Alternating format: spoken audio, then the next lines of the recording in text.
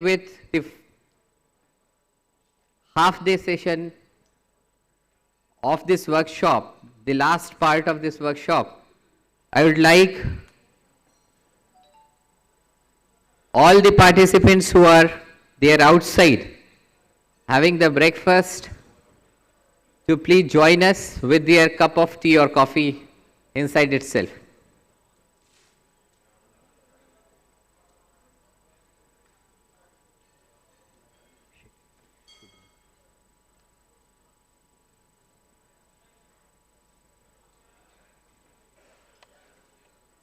I hope yesterday's sessions may have some impact in one or more ways on your thought processes. The takeaway of the last day's sessions and the today's sessions are not getting into the details of what were discussed yesterday. कल जिन विषयों को लेकर, जिन बातों को लेकर चर्चा हुई और आज जिन विषयों और बातों पर चर्चा होगी, जो लोग कल यहाँ फिजिकली जुड़े, जो आज फिजिकली जुड़ रहे हैं, जो वर्चुअली जुड़ रहे हैं, कल जुड़े, उन सब के लिए मैं फिर से एक ही मैसेजिंग कर रहा हूँ. आपने सुना ना हो, नींद आ गई हो, आज भी मन नहीं कर रहा हो क्योंकि बॉस ने भेजा है तो 1.5 दिन के पहले तो आ नहीं सकते. इतना सा करना है कि केवल क्या बातें कही गई उसको दिमाग में रजिस्टर कर लेना है कि कुछ चर्चा हुई थी, और जब कभी उससे जुड़ी बातों के ऊपर चर्चा हो तो आपके ध्यान में आना चाहिए कि इस विषय के बारे में मुझे किनसे भारत सरकार के पर्यावरण मंत्रालय में बात करने से और जानकारी मिलेगी, या इस विषय में सीपीसीबी से बात करनी चाहिए, या अपने अर्बन डेवलपमेंट डिपार्टमेंट स्टेट से बात करनी चाहिए, या फिर एसपीसीबी और एनवायरनमेंट डिपार्टमेंट. सेशन शुरू करने के पहले मैं फिर से ये कह रहा हूं, आखिरी एक और बात, आप सभी लोगों के पेन ड्राइव में ये सारे सेशंस के प्रेजेंटेशंस दिए जाएंगे. आप लोग भले मत देखना, पर सबके पास यंग लोग होंगे, हर ऑफिस में होते हैं. जो लोग होते हैं उसमें कुछ सिंसियर भी होते हैं, उनको थमा देना, कहना कि आप इसको रखो, जरूरत पड़ने पर रेफरेंस की तरह यूज करना. दूसरी और एक चीज बताना चाहूंगा कि ये सारे सेशंस एनकैप डैशबोर्ड के ऊपर उपलब्ध रहेंगे हमेशा के लिए. अगर उपलब्ध नहीं मिलते हैं, if they are not on the website of NCAP dashboard, तो it may be the technical part glitch on the end of the managers who are managing the dashboard, not that the ministry would ever want that all the reference material that would be put on the dashboard to be taken down from the website. It should be a legacy on the website starting from this workshop, and we are planning whatever be the resource and reference material, whether in PowerPoint presentation, whether in some document form, whether in some videos and anything, everything must remain on the website in the public domain if it is for use to the public, and in the limited access domain for all the stakeholders who want to refer to it to make their lives better while working on improving the air quality in their own cities. With this, we'll begin with the session and would request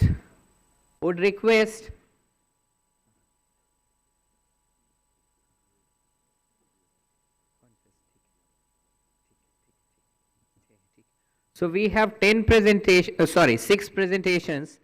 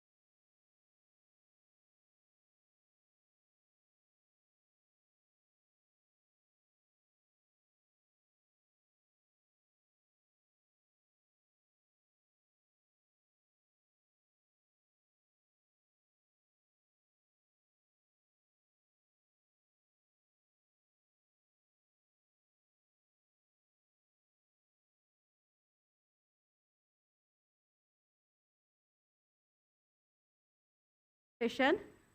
We are giving the presentation.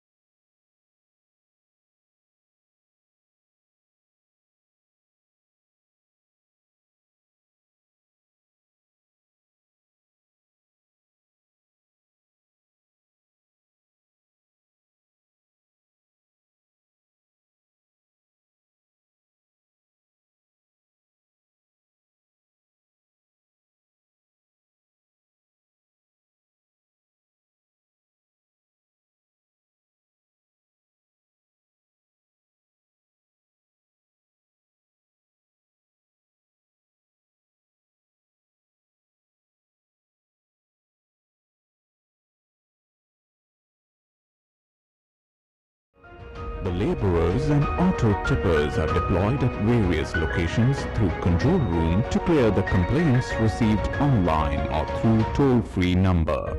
The collected waste from city complaints is transported to community bins by auto tippers, and once filled, the bins are transported to processing plant.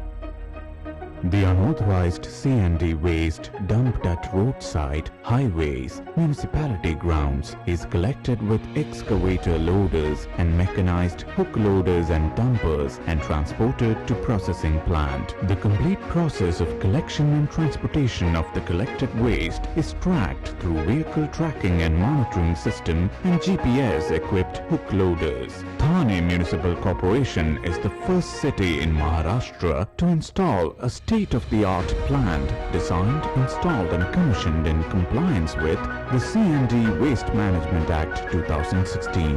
This plant for handling, processing of C&D waste and storage of processed material is situated at Dayagar, Thane and is spread in 5 acres of land. The C&D waste collected from bulk, small and unauthorized dumping sites are weighed on digital weighbridge at the Dayagar plant and processed through segregation and size reduction process in a dust-controlled environment.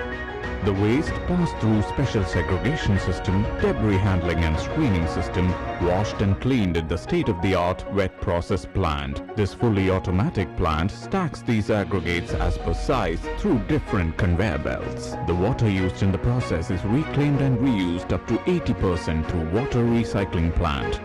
The recycled sand is used as building construction material, which is a very good substitute of river sand. The raw processed aggregate and sand are tested on quality parameters and batched for further use.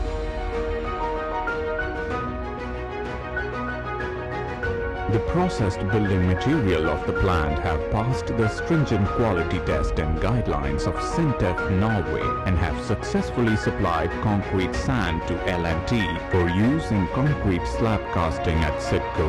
The aggregates and plaster sand are also used as building construction material and contributes towards environment conservation and promotion of green project. The sand and clay is also used as raw material to make various value-added products such as paver block, curb stones, benches and garden furniture of various shape and sizes.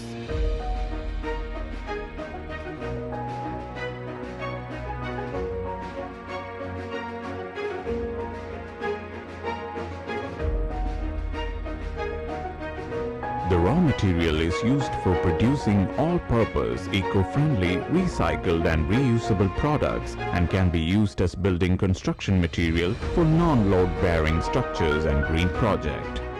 Thane Municipal Corporation with this initiative through Metro Waste Handling Private Limited has contributed towards environment conservation and continue its efforts to save environment by recycling, recovery, reuse and reduce for maximum utility for sustainable living. At present, 125 metric ton C&D waste is collected and processed, and maximum product is sand and aggregates, and around Ultratech Cement purchase the sand at present, and L&T also purchase the sand around 200 ton, and community bins are placed in the various societies. Thank you, sir.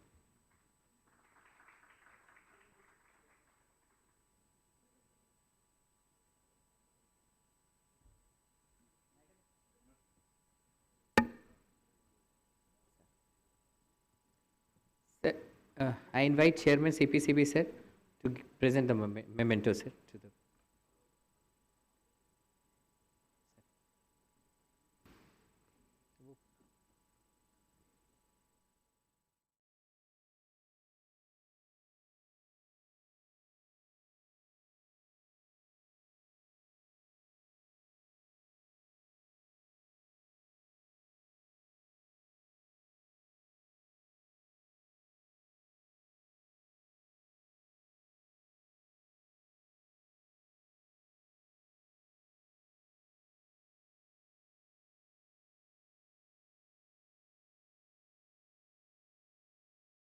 And he has mentioned that it would be better that if we could put up some template or draft template for tendering such plants. They are facing of different capacities, sir. So we can just see, note down. Yes, sir. Yes. वो ये कह रहे हैं sir कि 300 ton का और बड़े बड़े का तो मिल जाता है, छोटे का नहीं मिलता. So now I invite Shri Chirag Shah from the Ahmedabad Municipal Corporation for presenting his best practice on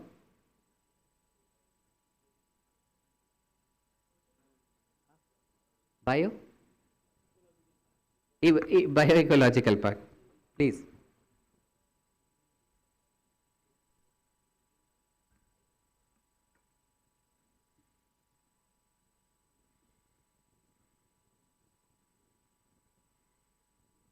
Thank you, sir. Please upload. From Ahmedabad, actually, it's a success story and not a best practice. As I told yesterday, we have 228 gardens and covering 22 lakh square meter of the area in AMC, and we have launched Mission Million Tree, and in 2019 and 20 we successfully planted million trees in Ahmedabad city. So this is a success story in Bhopal area. Bhopal area is included in AMC recently, and after that we convert the dump site of the Bhopal area, which was managed by the ODA, Ahmedabad Urban Development Agency before, and converted into ecological. This is the story of that park, success story actually.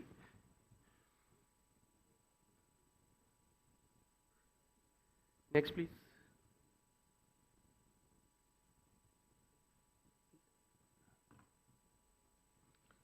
So actually is a reinventing the nature in the middle of the city's urban sprawl. It's a posh area now and very growing very fast.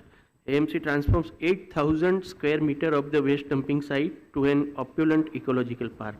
So AMC is in a mission to reconnect the nature with the humanity, and Ahmedabad city on its urban rejuvenation journey has been constantly reinventing the newer ways of making the city cleaner, greener, healthier, vibrated and more livable using the cutting edge technologies, and transforming the wastelands into these green spaces has been one of the key tenets of AMC's urban rejuvenation program. So post Pirana, as Pirana is also we rejuvenate and converting it, 8-acre land is already converted in Pirana, which is the main dumping site since long, like when Sardar Vallabhbhai Patel was the mayor. Since then it is the main dumping site. This is another dumping site.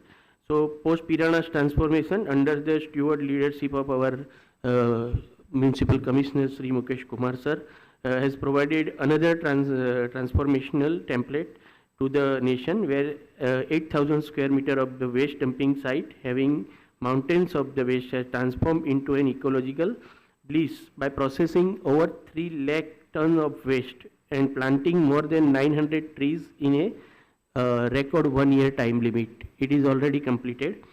With the agglomeration of the Bhopal, as I told, AMC nurtured a thought of transforming 8,000 square meter of this Bhopal's waste dumping land into a ecological ecosystem, and Municipal Commissioner set for the vision for his ecological park to be unicorn, architecturally distinguished, and most importantly having the characteristic of Mother Nature. The task was mammoth, but 3 lakh ton of the waste was to be processed, and ecosystem which would be a habitat of the exotic and endangered species was to be developed. So Team AMC soon charted out the priorities and selected the best applicable scientific technologies to accomplish the work in record time, like within 1 year. And the work began in September 2020 with the process of biomining of the waste, and the first plant was plantation was done in the March 2021. So biomining was done in a short period. Till date 900 trees and among that 128 exotic and endangered species have planted, and the plantation would be a continuous process with more than 60 other species will be planted in near future. Next.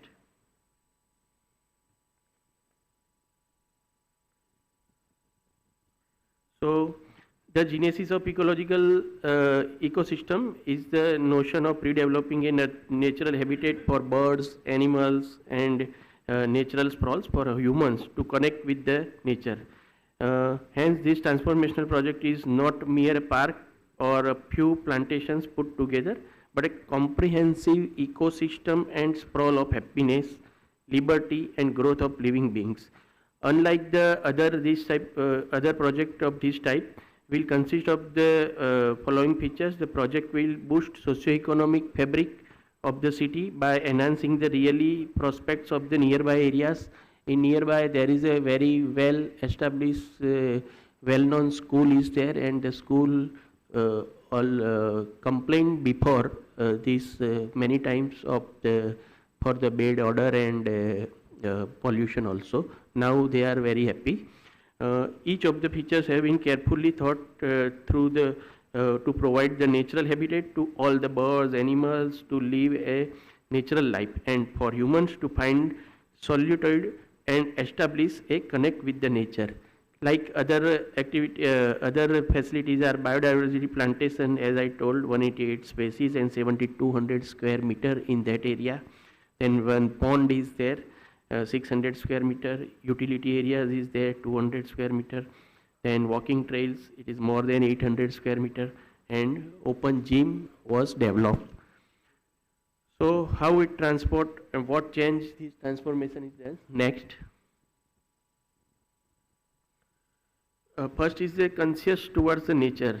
As I told you, the project would make citizens more conscious and aware towards the preserving the nature and to maintain the cleanliness.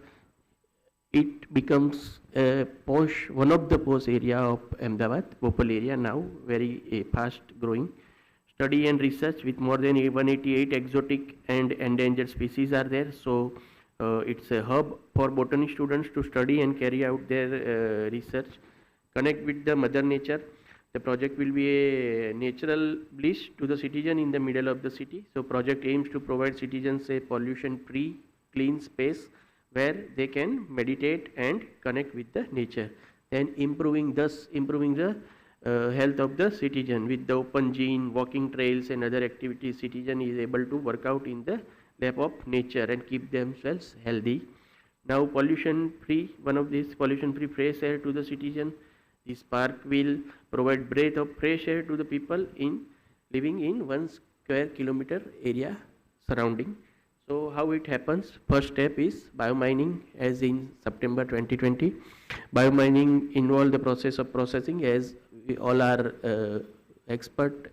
So this is all you know that what is biomining.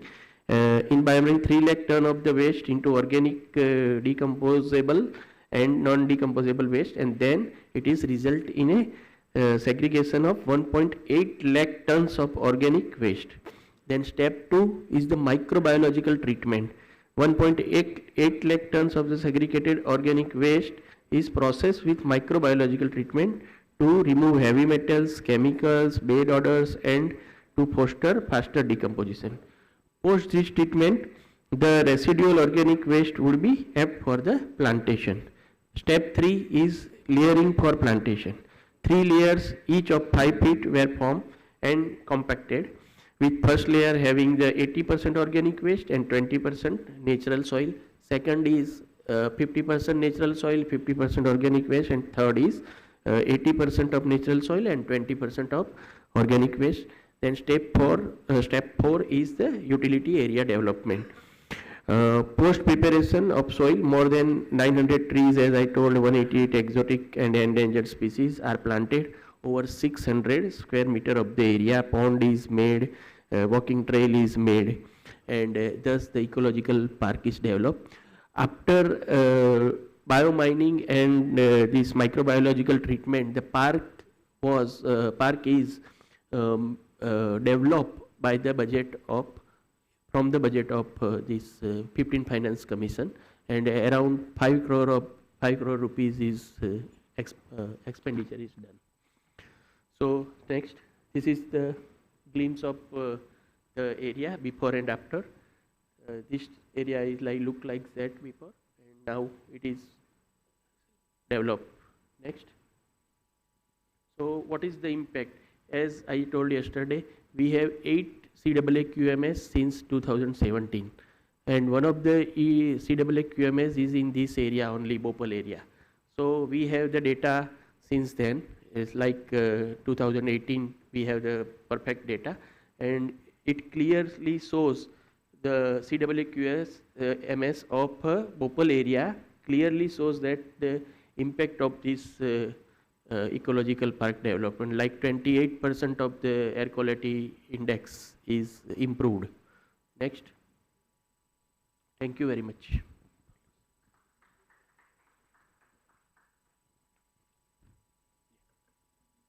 So, thank you very much for giving us a success story which clearly reflects that if we go for making the city open areas covered with greening or tree plantation, and we keep it in a sustained manner, it is going to help us in improving the air quality. I invite Chairman MPCB to present the memento to the presenter.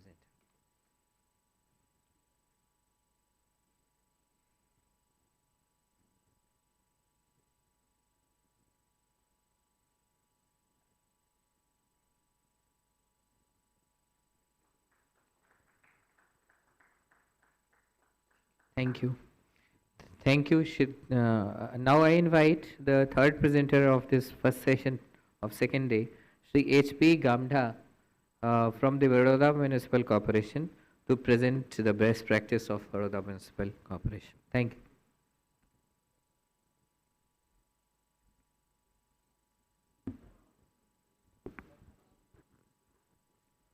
Good morning, everyone. Let me present the best practices we have performed, and we have continually sustaining that best practices in Vadodara cities. Next.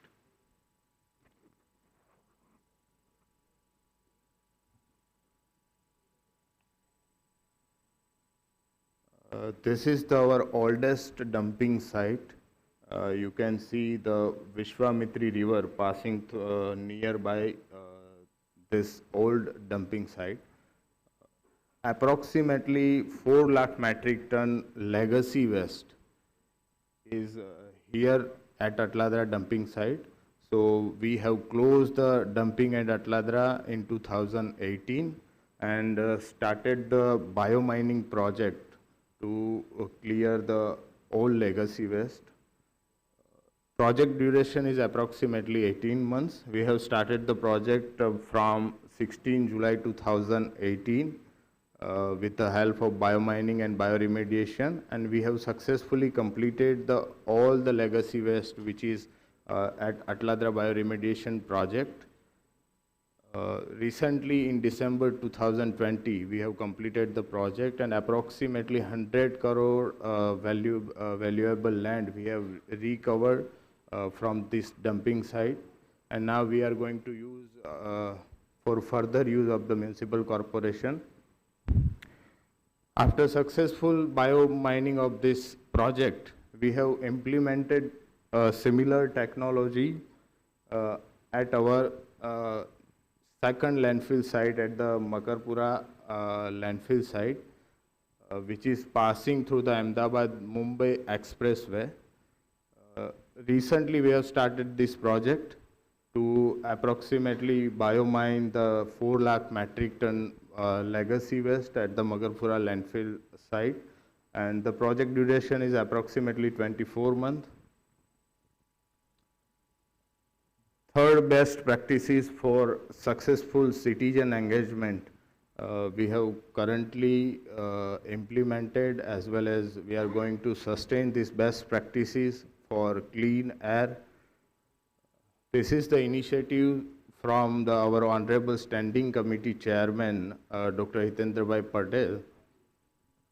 इसमें हमने क्या किया है कि पूरे वडोदरा के जो 10 administrative wards है उसके जो स्वीपिंग एरियाज है उसको बीट में डिवाइड कर दिया. अप्रॉक्सीमेटली 1 सफाई कर्मचारी get 700 metre to 1000 metre sweeping area per day.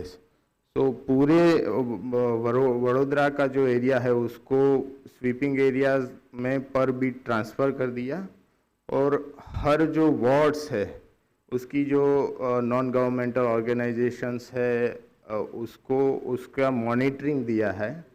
तो ये हमने इनिशिएटिव स्टार्ट किया था हमारे honourable prime minister Narendra Modi ji का जब बर्थडे था तो 17 को हमने 1 पॉइंट पे ये पूरा इनॉग्रेशन किया था. और जितने भी हमारे अप्रॉक्सीमेटली 4000 सफाई कर्मचारी है उसको अपना बीट दिया था और उसको awareness regarding plastic, CND waste management, garbage burning के लिए पूरा प्रोग्राम स्टार्ट किया था. और पूरा जो अवेयरनेस ड्राइव था वो 2 अक्टूबर तक था.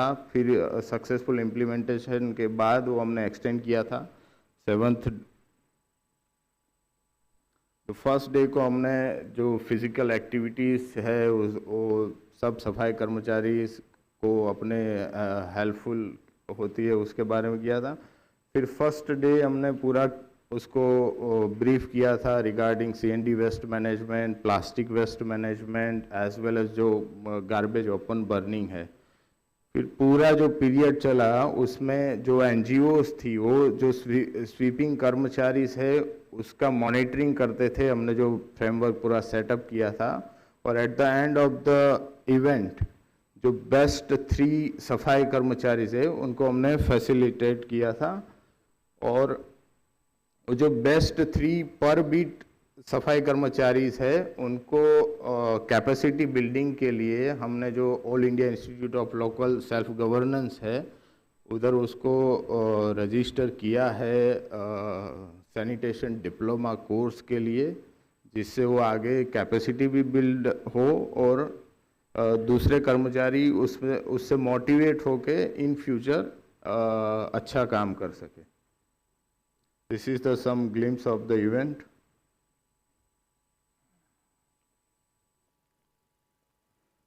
So far as the citizen digital innovation is concerned, हमने निर्माल्यम करके एक ऐप बनाया है जिसमें जो सिटीजन्स है वडोदरा के वो थ्रू द SMS और थ्रू द कॉल करके अपनी जो कंप्लेंट्स है वो रजिस्टर करती है. और जो हमारी क्विक रिस्पांस टीम है वार्ड वो विद इन 2 आवर जो भी कंप्लेंट्स है सिटीजन की रिगार्डिंग सैनिटेशन वो उसको फॉलोअप करके रिजॉल्व करती है विद इन 2 आवर्स. ये हमारा ओल्ड सक्सेस स्टोरीज था लेकिन हमने कंटिन्यू इसको सस्टेन किया है. अप्रोक्सीमेटली 50 ई रिक्शाज हमने ओपन स्पॉट के लिए क्लीनिंग के लिए वडोदरा में डिप्लॉय की है.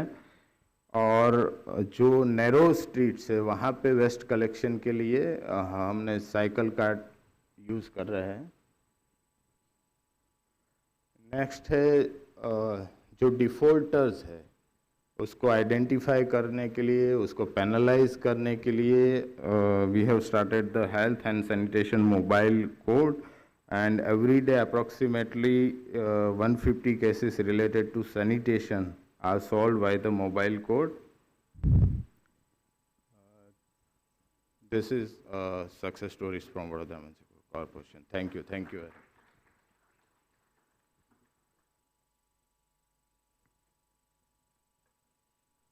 I invite Member Secretary CPCB to present the memento.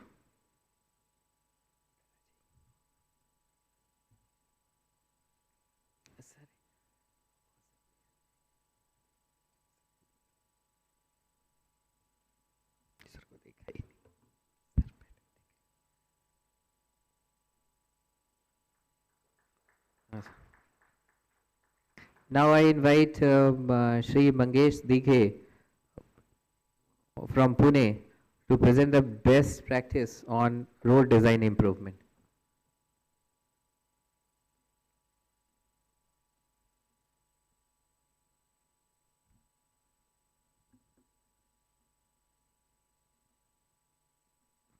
Thank you. Thank you very much. Good morning, you all. I'm Mangesh Dighe, Environment Officer from Pune Municipal Corporation. Yesterday afternoon, our Commissioner presented the different best practices done by Pune City, and the topic that I've chosen is the road improvement and the road design improvements in Pune City. I'll take you through the different works that we have taken up with a very different concept. When we look at road design in India and in cities, we took the clues from the National Urban Transport Policy, where it focuses more on moving people and not cars. So with this concept in mind, we had our own policies, the urban street design guidelines, as well as the walk smart policy. We have got parking policy.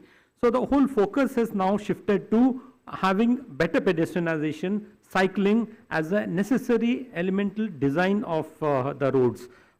If it is new road, we design it with a different concept, but if it is existing ones, we are doing the retrofitment. To put this policy in place, we took up few roads under smart city, and we had a lot of struggle while converting these roads as per the guidelines. But we could convince the shopkeepers and the people around. A lot of public interaction took place. And when we converted those 2-3 streets with these designs, we could easily start replicating in different parts of the city. Well, we have a team of urban planners in our road department who work very closely with the engineers of road department. And we see that when we are retrofitting a street, we custom design the street as per the local area requirements. So there's a lot of planning which goes into how we should put the urban design practices into streets.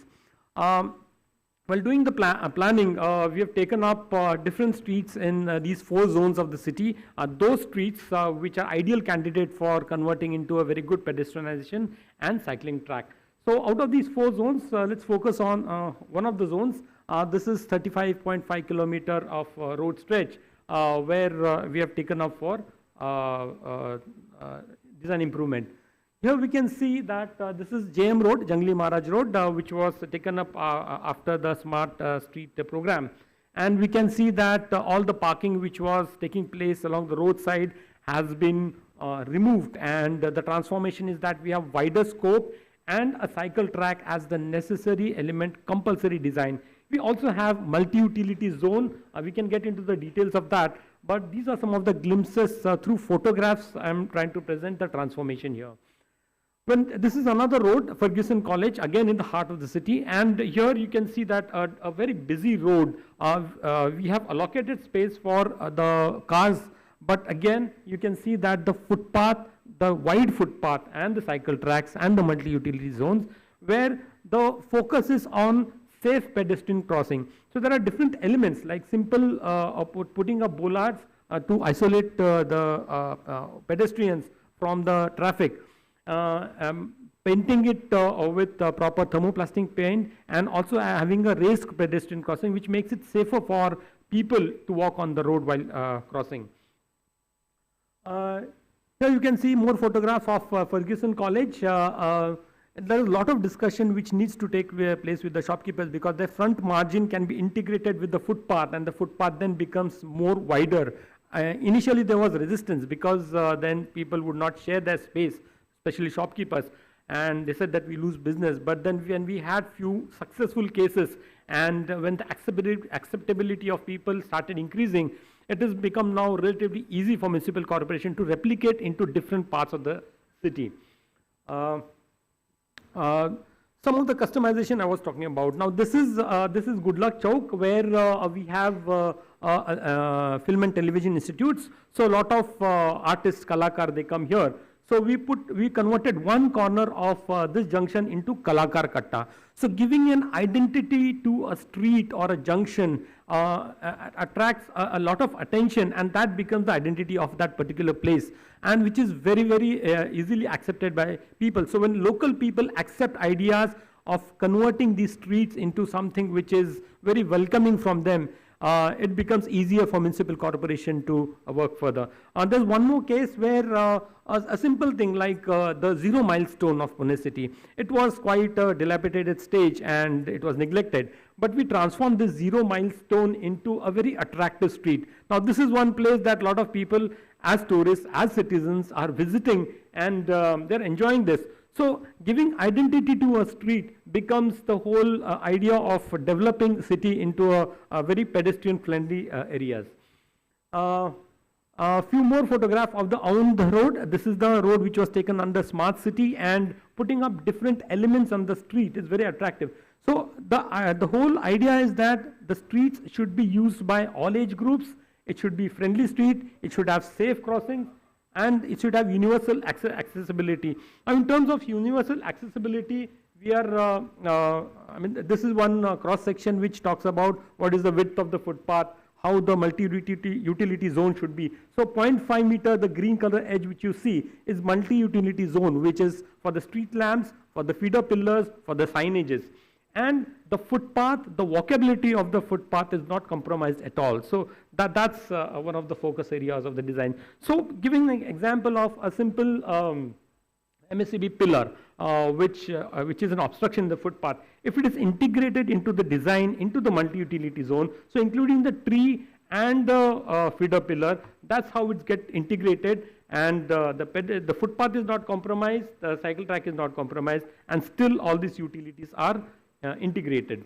Well, a simple thing like designing a footpath, having tactile tiles right in the center of the footpath where the visually impaired can walk easily, comfortably. This is a very elemental design of a footpath, and now this has become a standard for all the footpaths that we are taking in Pune city. This is a part of the contract, and slowly now it has seeped into the corporation's working system of how the footpath should be designed. Very simple things like the bollards. What should be the distance of the bollards? Because generally in Indian scenario, we see that when the traffic is jammed on the main road, people tend to go on the footpath, the two-wheelers. So how do we stop the two-wheelers from entering the footpath in the pedestrian zone? So distance between these bollards also is very important. How we place them, what kind of ramps that we need to do. We talked about accessibility. We have a program called Urban 95, which is basically a program by Bernard Van Leer Foundation. And 95 stands for 95 centimeter height, which is average height of a 3-year-old child. And the idea is that how do we design the city for children? Because if we are able to design the street for children, for that age group, I think then the city can be used by all age group. So we've taken this program for past 3 years. We are taking these ideas and trying to integrate all the ideas of Urban 95 into the urban street design guidelines as well. We've recently made a specially children traffic park, which is on the which is in Aund on a wider area. Some section of the area was converted into such children park, where children can come and learn about the traffic discipline, because they are tomorrow's citizen. So with various ideas which children like, what is cul-de-sac and what are the different signages, or let's say how the driving license is, converting that into a selfie point. So there are a lot of visits after COVID that will be starting with the traffic police department, where children education will take place in reality. And now this park has got all the elements of the streets, which is customized to children, where from the children point of view, this is a road park. This is not a street used by a citizen. So while designing all this, we need to have definitely coordination between various agencies. It's not only the municipal corporation, but also the traffic police, the RTOs, and different NGOs, schools, which have to come together and transform the city in a very friendly way, as well as a very sustainable way. Thank you very much.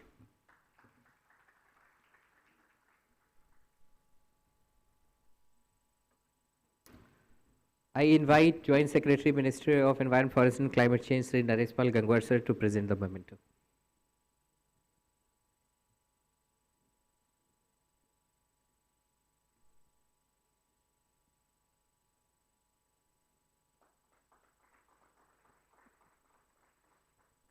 Thank you.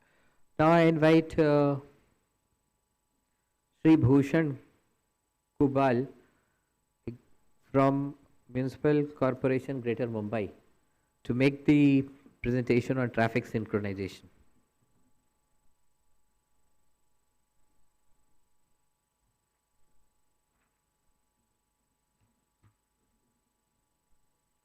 Hi everyone, good morning.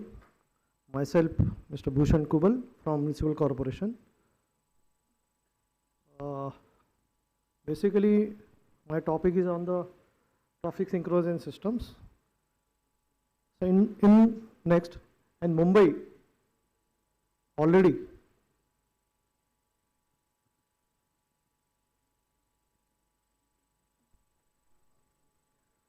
and in Greater Mumbai, there are number of traffic intersections, more than 1200.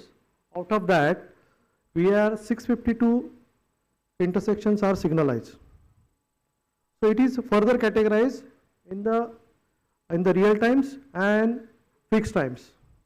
So real time we are already completed 258, and for fixed times it is already 394.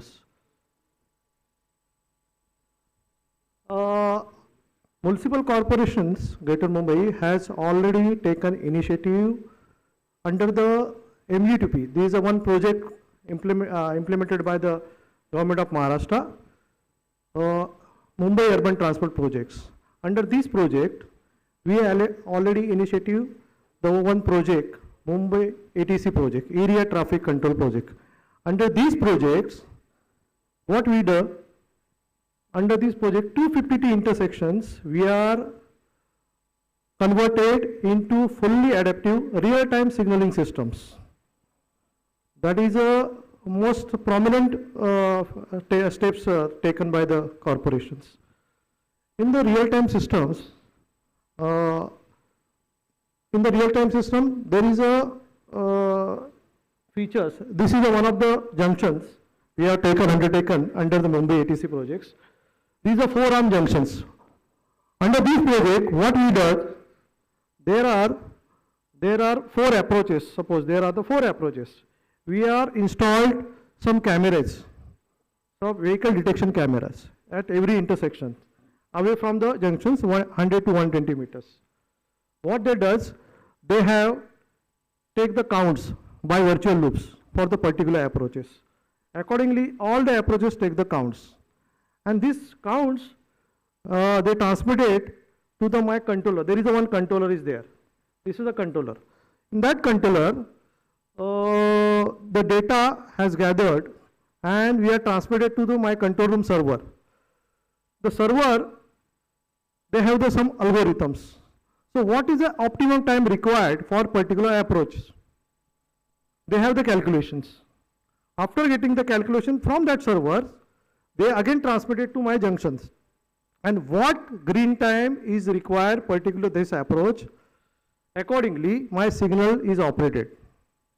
So it's a totally real times. It's a variables as per the density of the flow. So further it is that. So we are connected number of junctions, the 258 junctions, and they are talking each others. So what is the flow in my previous junction, what is the flow is the next junctions. They are talking to each other by communication methods. And accordingly, the movement of the traffic gets easier. Stops and delays are minimized. Of course, it resulting in the environmental emissions. So these are the most more prominent benefits are. So improve the traffic flow and road safety, then minimize the stops and delay at the junctions. Then you got the proper accurate data of the traffic conditions. Then find solutions, effectively taking the network into consideration and providing high saving of economic cost. What in that particular junctions, we have the signals are very high technologicals. These are LED types, very single source LED, which consumes very less power. So initially, suppose my energy bill per particular junctions around 3000, it drastically reduced to 85%. So we are more saving powers also in that particular case. And further that, these all junctions are connected to my control rooms. There are the 2 control rooms we are set up in the traffic police headquarters and in the engineering hub, municipal engineering hubs. In the traffic headquarters, the day-to-day monitoring has done for particular junction. If it is any timing or any any alternative required, we are simply do from the control room. So we are minimizing all the times. Further, in the engineering hub, that is our fault management system is there. Suppose any fault occurs in the particular signal, it comes in the my fault management systems at located in the Worli. So we are monitoring that, we analyze that, and the same fault we had transmitted to my maintenance team periodically. So without taking any special manpowers. So we are transmitted that fault. So the fault teams, there is a maintenance teams, then rectify the faults, and immediately they have transmitted the status. And after that, we have seen the status on my system, whether it is rectified or not. So this is a totally online. So this is a more benefits. Further, by implementing these projects, we got the first Intelligent Transport Management award to this particular project from MOUD in 2011.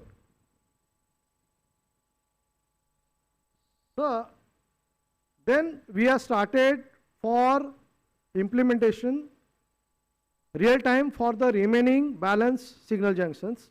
Under that, we have taken initiative for the appointing some consultancy for that particular. Before that, under the NCAP, we have taken some funds from particular, those junctions are not signalized. We have taken initiative for these signalized junctions. We have taken 5 junctions that particular that funds in NCAP, and after that, because that particular junction have that is a very decongestive. There is a very traffic jam situation. Under that traffic situations, then we have decided that what has to be done. So that particular junction we are signalized, and after that we get ease of traffic. Ease of traffic. The movement is very properly. It is helpful to our traffic management. So these are the 5 junctions before and after.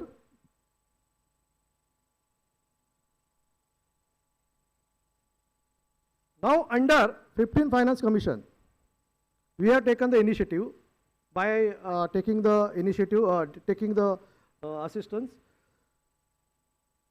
The remaining signal junctions, initially we have taken the 70 junctions into converted into real time, the balance, and for that particular we have proposing consultancy for the feasibility study, and further there is a one part A, that is we have appointment of consultancy.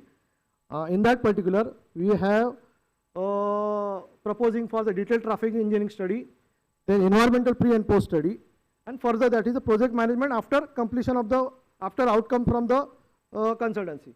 In the part B, we actually doing the works. In that works, we are procuring all the smarts and advanced technological equipments. And under that, we have converted all the fixed time signal junctions into real times, and it will be connected to my control rooms, and that is also monitoring that. So there we are proposing, this is on the in the progress stage. The consultancy appointment is going on. Like that, we got the opportunity from the MPCB, CPCB to utilize that funds for particular traffic synchronization systems. So to minimize stops and delays, to minimize emissions, to improving the traffic management in the Greater Mumbai. Accordingly, we have taken particular initiative, particular that conversion into traffic synchronization. Thank you very much.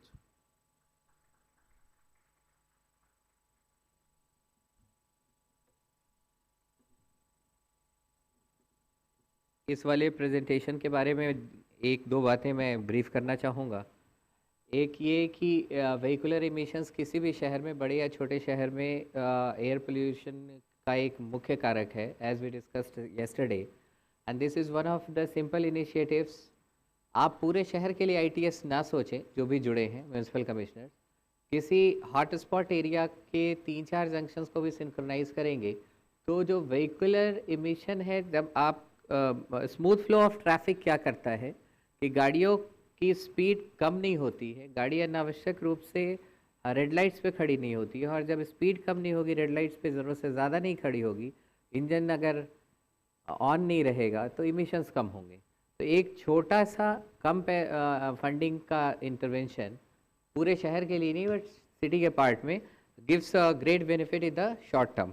मैंने reiterate किया क्योंकि presentation का सार यही है, just which we want all the municipal commissioner to ponder about it.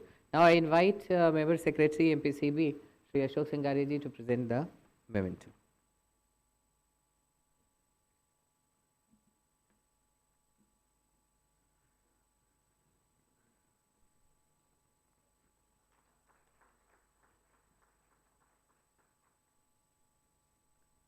I invite, now we have a presentation from Maharashtra Pollution Control Board. There are two parts to it. One is on SODAR by Shri Nishant Kumar, and another one is on low-cost sensor, which will be done virtually. Now, I invite for the presentation on SODAR, and then I request, I'll request for the next one.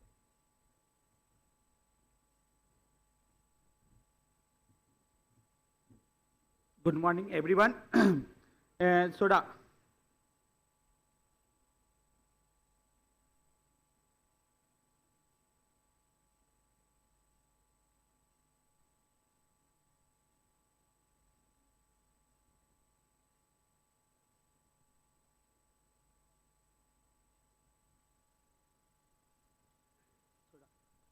SODAR.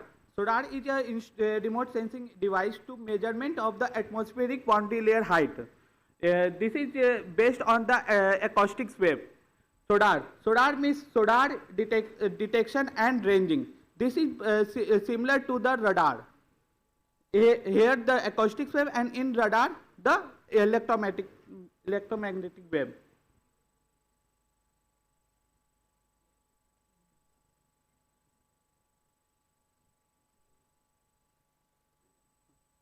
SODAR. This is recommended by the Environment Protection Agency for the air quality dispersion modeling.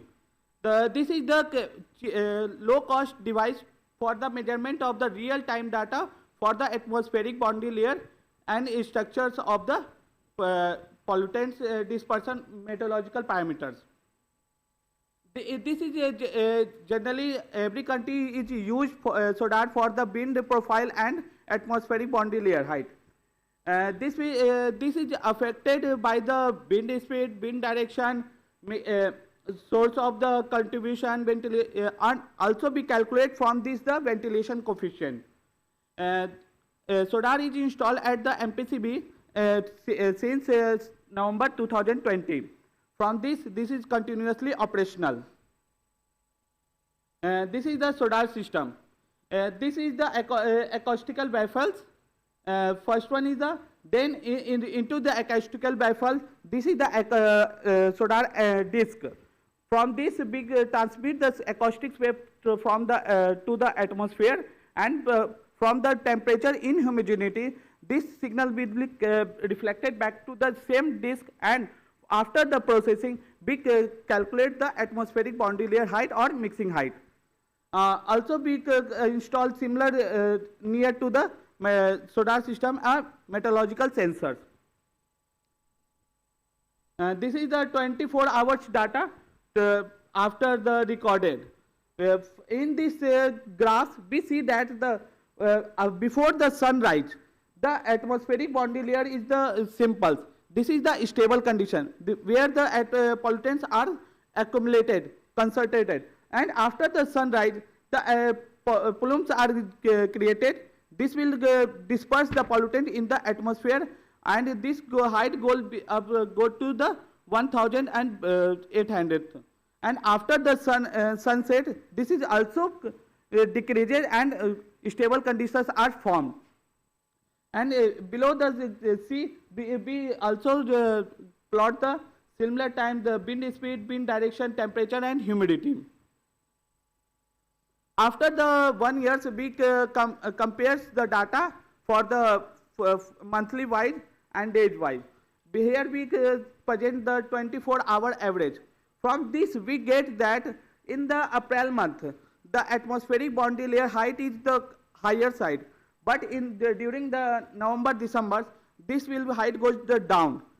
And here we see that after some time, the pollutants are accumulated, and in the April and May, the pollutants are more dispersed and the pollution concentration are low.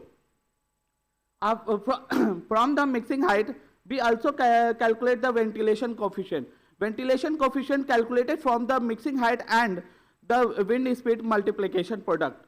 From this, we also find out that in the April month, the ventilation coefficient is high. And in December, we will get the lowest ventilation coefficient.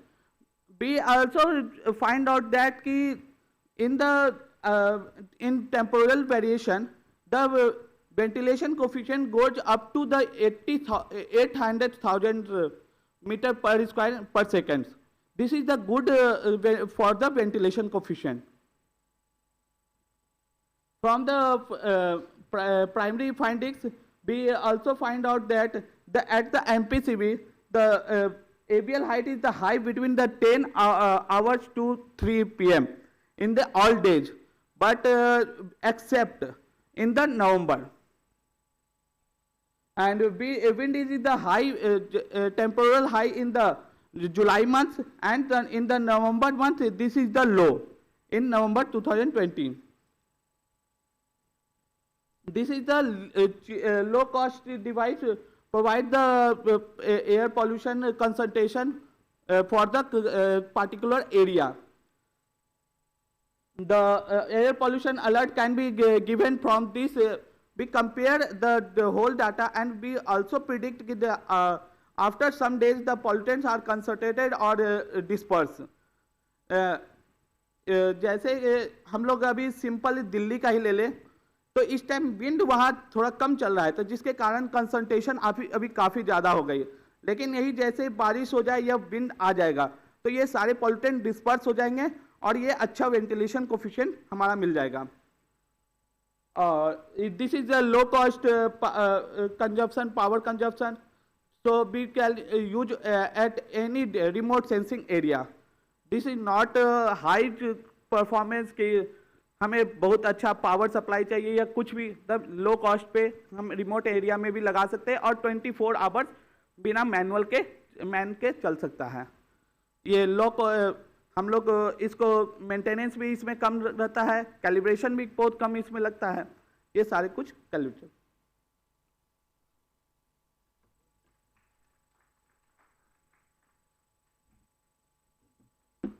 Now I invite the Mortgareji to present the momentum.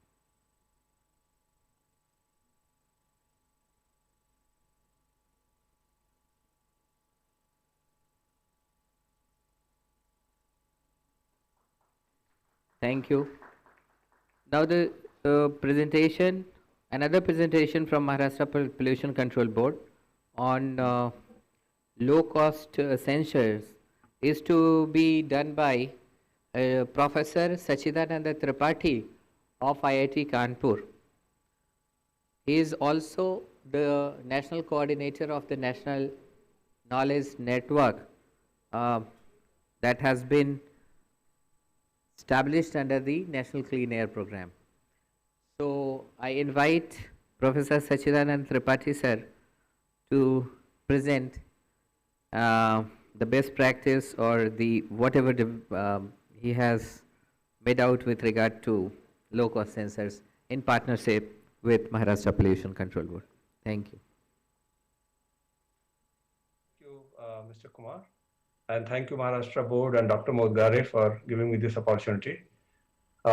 This work was done in collaboration with Maharashtra Board since November last year, and we have with us Dr. Vipul Arora, who is another faculty member in the Department of Electrical Engineering at IIT Kanpur. And of course, besides MPCB, Bloomberg Philanthropies also contributed to support some of the developers and startups who participated in this work. So primarily this entire deployment happened from 1st of November 2020 to May 31st. That was the main intensive deployment. And still at some locations, some limited deployment is ongoing. There are 4 startups, the details are given here, all Indian startups from different cities they participated. And we are grateful to Maharashtra Board that they gave us for co-deployment 15 continuous air quality monitoring stations covering the entire Greater Mumbai region. All startups basically participated at 5 locations and 2 startups also participated in the additional 10 locations. So this is the map of this Greater Mumbai region where all the government monitors are currently monitoring air quality. So what you see that these 5 locations where all 4 startups deployed their sensors, and that also had CAQMS. And then there are these remaining 10 blue stations where only 2 of these startups deployed. And mainly looking at the particulate matter data, we could divide the entire deployment period in 2 phases. One is basically from November to January, another from February to May. And that is what is mentioned here. So we are looking here basically with the data stamp time of 1 hour. And the primary variables which have been used to look into the accuracy of sensors are PM2.5, PM10 temperature and relative humidity. And overall, only in one phase, we had about 30,000 of data. And if we pull together all hourly data from 40 sensors, that turns out to be what you see here. This number is about 1,80,000 hourly data points. So that's a very large data point. We looked into the uptime, that is, what is the overall time in fraction that sensors measure and transmit the data. And it was found to be very comparable to CAQMS for all the 4 startups that deployed or they contributed to this study. So as I said that the entire study was divided into 2 periods, mainly looking at the mean PM2.5 values. So that was 124, relatively higher value in the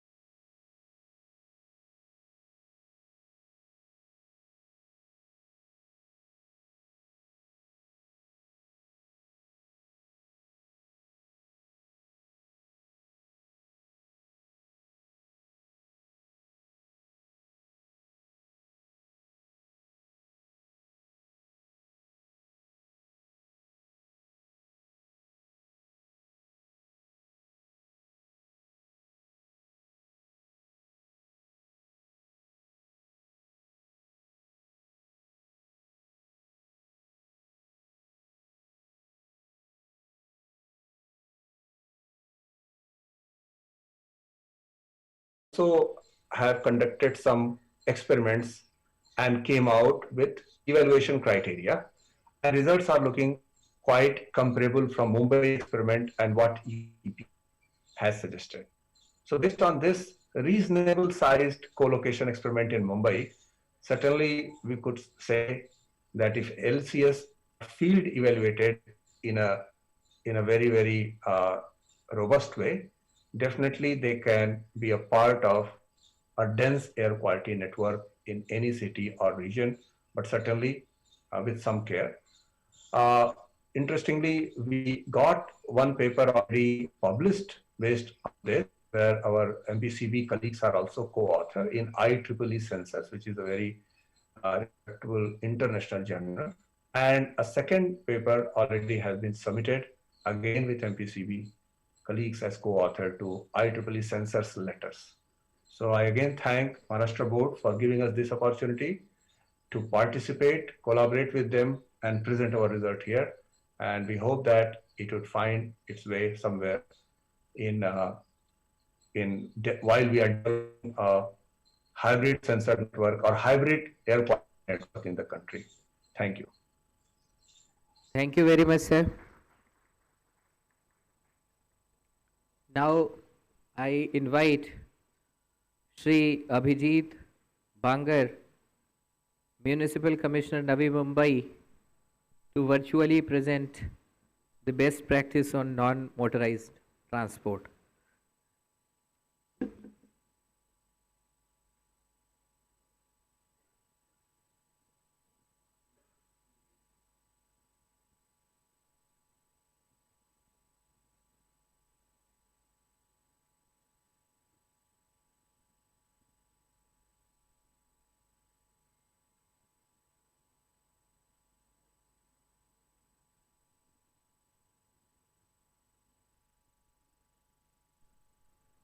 I'm waiting for the presentation to be pushed.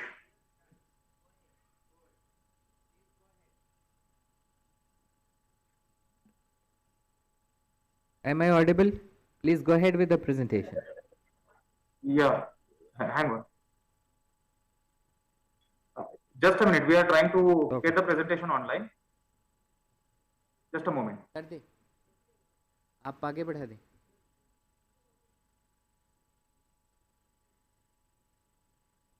Hope the presentation is visible.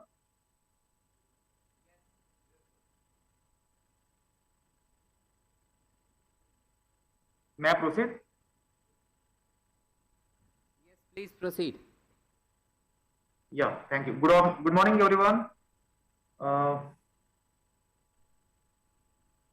We have been speaking about various initiatives and best practices taken by various cities throughout India with respect to clean air decongestion of roads. Objective of zero pollution or zero emission can only be achieved through decongestion and more use of public transport by general public. If we want to incentivize use of public transport, what generally we are missing in every city is establishing first mile or last mile connectivity, and that is where the initiative taken by Navi Mumbai Municipal Corporation assumes importance.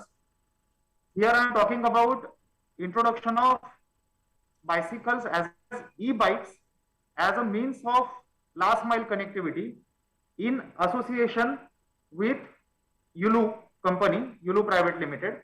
Next slide, please. So, in Navi Mumbai, in November 2018, the corporation entered into an MOU with Yulu Bikes, and we introduced Yulu bicycle as well as electric bike as a measure of last mile connectivity. It was introduced in one of the wards, and phase-wise it was started throughout the city. It's been almost 3 years now, to be precise.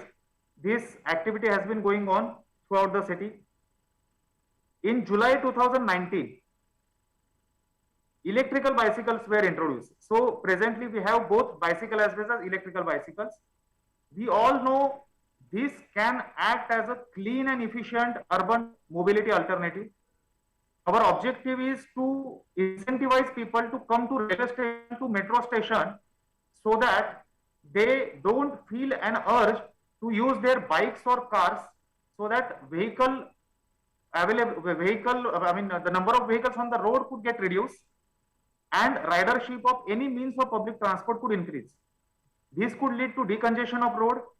Through decongestion, we could have a safer kind of a traveling environment throughout the city. Pollution could be less.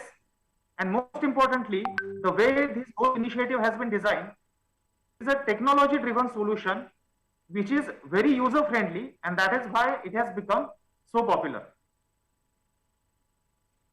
The way this whole initiative was designed, first of all, survey was conducted of requirements of citizens of the city. Demand assessment study was done and zones were established. For example, if we take example of Nerul area of Navi Mumbai city, then one of the areas where demand of citizens was highest was, say, Nerul railway station to D.Y. Patil College, D.Y. Patil Stadium. So this was considered to be a zone. Likewise, there were around 37 zones identified throughout the city, and various stands were, locations for stands were identified, and then the strategic locations were finalized where stands were established, bikes and bicycles were made available, and accordingly this initiative was started, and then a publicity drive was taken, continuous feedback from citizens was taken, and whatever interventions were to be done for improvement of the initiative, that was done by YULU. The fare structure, if you look at, it is a very cost economical alternative. For a bicycle, it is as low as 10 rupees for 30 minutes and 5 rupees for subsequent 30 minutes. And pause charges are just 5 rupees for 30 minutes. If you take a pause of 2 hours, you don't need to pay more than 20 rupees. For electrical bike, for unlocking, you take 10 rupees, and for subsequent 10 minutes, you need to pay 10 rupees. This is a much faster alternative, and that is why electrical bikes which have been introduced, they are single rider bikes, they have become very successful. Overall अगर देखा जाए तो अभी तक का response जो है युलू का, दैट हैज बीन ट्रिमेंडस. ये सोलो सीट राइड जो बाइक्स है, that was introduced as a electric bike. These bikes are lightweight, they are faster than bicycle, the maximum speed they reach is 25 km per hour. That way, that is a very safer option, used by both males as well as females. It has a headlamp, battery charger, indicator, etc. That is anything which is needed by a common citizen. Even bicycles are very much usable and user friendly. The way this whole issue has been covered through media has played a very important role to popularize this initiative and to increase acceptability among citizens of this initiative. Lastly, how this initiative was taken by public. If we look at the present scenario post COVID, हम से electrical bike जो है हमारे, उसका daily average trip जो हो रहा है अभी 2783, डेली एवरेज किलोमीटर डिस्टेंस जो इनका रनिंग है, that is to the tune of 2338 kilometer. This is a daily average. ये बाइसिकल का डेली एवरेज ट्रिप है 481 and daily average distance kilometer run cover through bicycle is almost 862 kilometers. Through this means electrical bike के जरिए 234 kilogram and bicycle के जरिए 86 kilogram daily carbon footprint is getting saved, is getting prevented, and this is a very important aspect of YULU bike. So far, we have established more than 95 stands in 730 zones, and almost 735 bicycles and electric bikes are available throughout the city. As per demand, locations are modified. As per demand, number of bicycles and electrical bikes provided are modified. And then the way more population is increasing, floating population is getting added, malls are coming up. This is a dynamic phenomena, and that is why it has been catering to people's need and it has become successful. Most importantly, if we look at the overall performance over the period of last 3 years, 35 lakh kilometers have been completed ever since November 2018, when YULU initiative was started. And through this initiative, more than 35 crore gram carbon footprint have been saved. So this has been the biggest contributor of the initiative. I would like to mention why this initiative might not be successful in Navi Mumbai, and there are many other cities जहाँ पे ये try किया गया है, but somehow response has not been that good. Maybe the differentiating factor has been जो सर्वे यहाँ पे किया गया था with respect to last mile connectivity, that was very important. MMR region, Mumbai Metropolitan Region, is a perfect region where this initiative can become successful because we have a very robust network of local trains. And maximum people who commute through local trains need a last mile and first mile connectivity, जिसके लिए अगर proper survey किया जाता है, and then this initiative is taken. The whole initiative is based on internet. तो आपके mobile में आपको एप्लीकेशन सिर्फ डाउनलोड करनी है, you scan the QR code and press a button, the cycle gets unlocked, and then everything is tracked. Payment is very easy nowadays, mobile wallet and everything, all the options are there. So citizens have taken it very positively. So this kind of initiative, I am very sure, can certainly go a long way in our objective of zero emission as well as decongestion of roads. Thank you.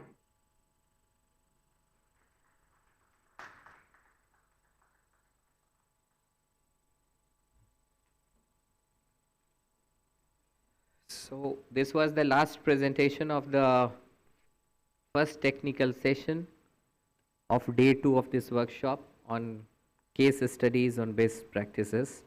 I thank on behalf of Ministry of Environment, Forests and Climate Change to all the presenters of this session for making excellent presentation that will help all others to give a thought about it and see whether they could be replicated with modifications as required in their own cities.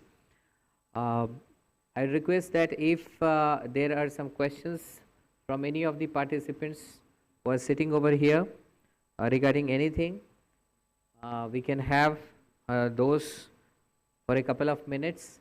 Otherwise, we can break for tea.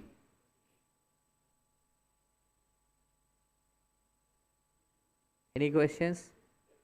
Yes, please.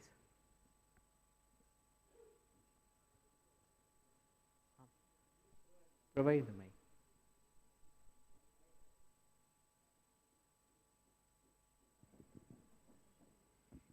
Thank you, sir. I had a very small question with respect to the low-cost sensor proposal that was given there. So with respect to the data that Professor Tripathi showed, so I just want to know the calibration factors that were designed. So how long can we keep using it when they are deployed on the field? So that was the question. So this is something what we say, the durability of the sensors. Durability of the calibration factors. Right, durability. Right now, what they have done is to establish the reliability and see whether it is giving the correct results or not.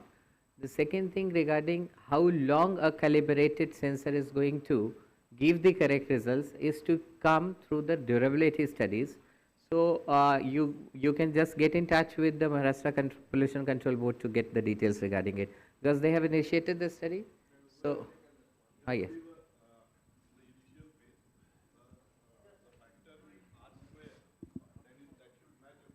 Yes.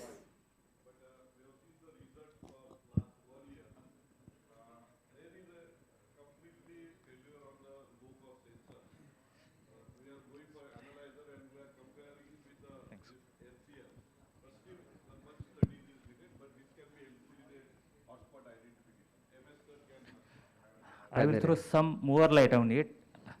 As these sensors were installed since last 10, 11 months, or at least 1 year has been done. In the initial stages of the study, it was found that there is a lot of variation. I mean, we can't say variation. It was on the extremes of the existing manual or analyzer-based system.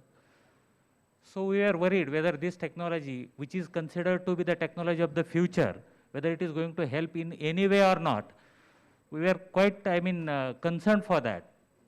We then contacted Dr. Tripathi ji and started to work on this calibration formula. And after this calibration formula, it has been observed that there is some kind of consistency in those results. But still, that consistency was varying with all the 4 startups. it was not consistent across the 4 startups. So again, work on that calibration started.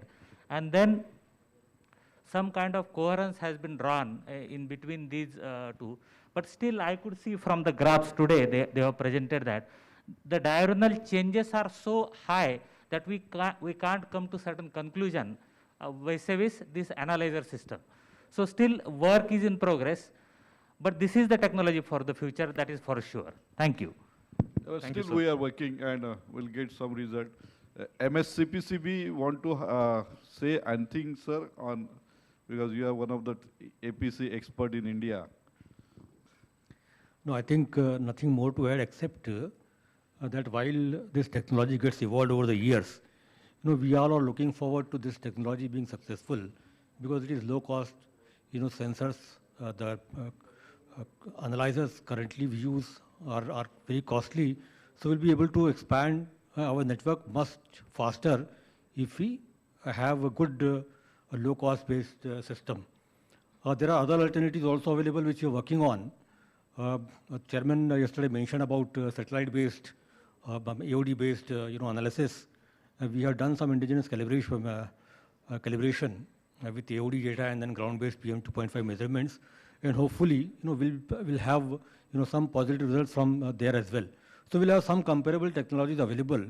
In the meantime, even if we do not have reliable quality data coming out from low cost sensors, this could certainly be deployed in areas of hotspots, as Dr. Modgare mentioned, or at construction sites, to see whether dust mitigation measures in those sites are functioning properly or not. So still there are some applications, and till the technology gets matured, I think we'll have to wait for use of this data for any regulatory purposes. Thank you. Thank you so much, sir. So thank you very much. For any other question? If there is no question, so we break for the tea, and after that we have our technical session 2 on the Prana portal, the NCAP dashboard. So we will be discussing the practical issues that may be faced by the stakeholders. We break for 15 minutes. We again assemble at 12:15.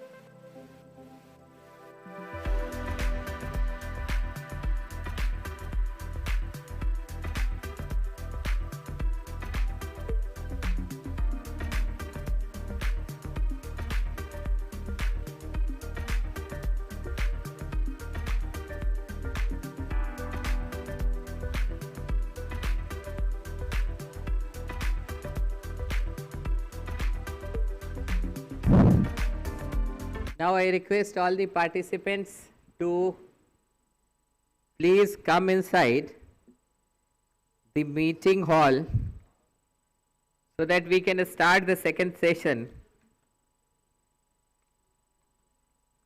of day 2.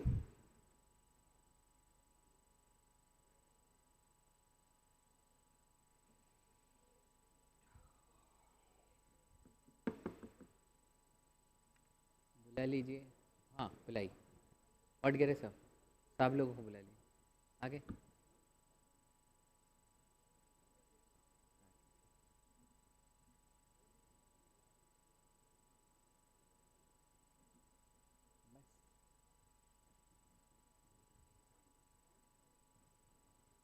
आगे और नहीं आ रही जेस है ना.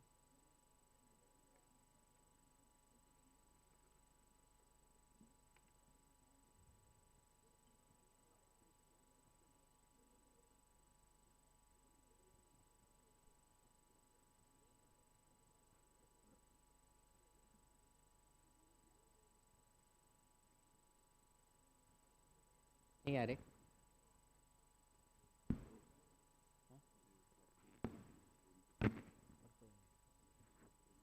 ठीक. Now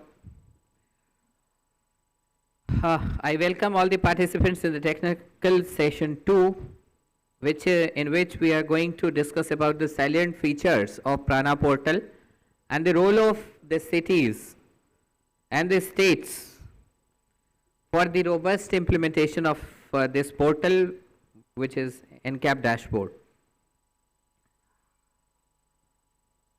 So I request the officials from CPCB and GIZ to come make the presentation. Shri Pankaj Agrawal ji.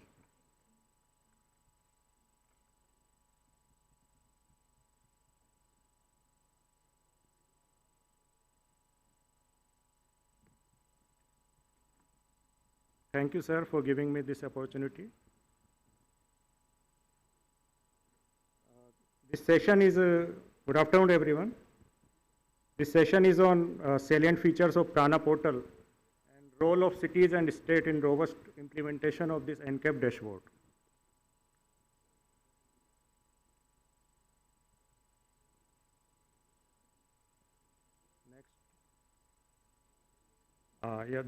This Prana is an acronym for Portal for Regulation and for regulation of air pollution in non-attainment cities.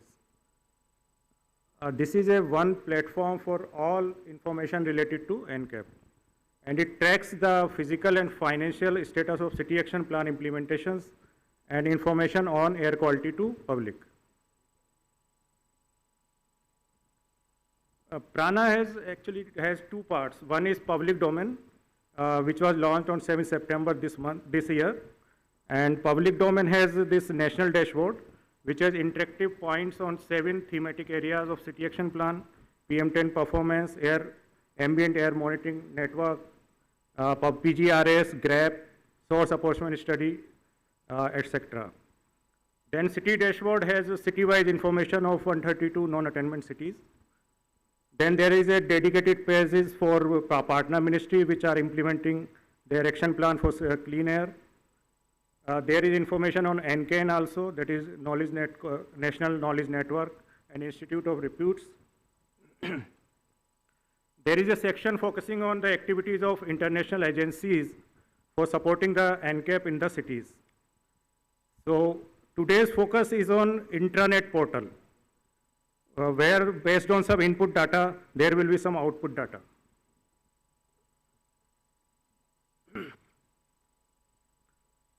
This section, internet portal, is a section from which the city nodal officers are requested to enter the data against the various action points. This is a portal to upload, review, and approve annual action plan for improvement of air quality in each non-attainment city. Further, separate login IDs for SPCVs 132, Implementation Committee 132, AQMC 24 has been created.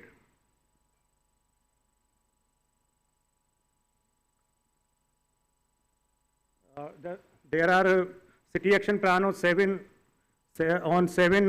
thematic areas like air quality data, capacity building and source apportionment, public outreach, etc. And there are approval management also for each action point.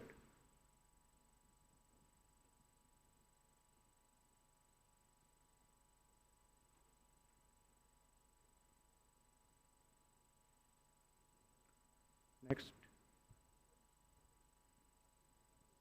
Next.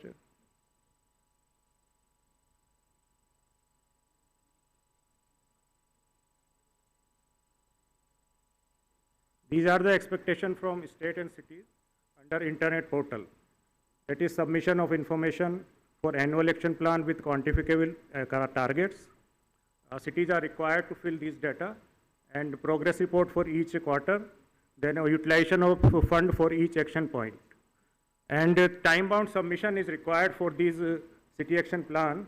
For this year, annual action plan is to be submitted by 10th December, and from 22-23 onward, 15th April of every year, this plan is to be submitted. For QPR, 15th of first month of succeeding quarter is to be filled up. For filling this data, this regular meeting with the stakeholders to review the progress and regular follow-up for information is required.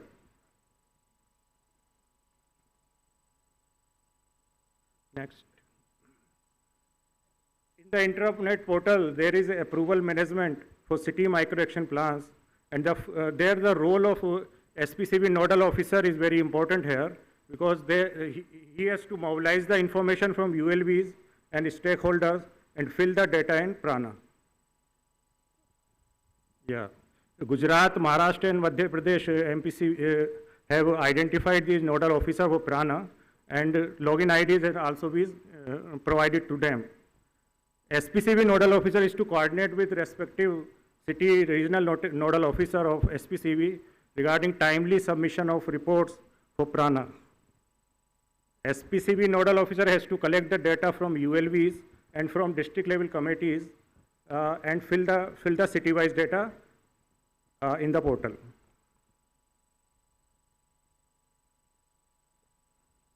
Then after filling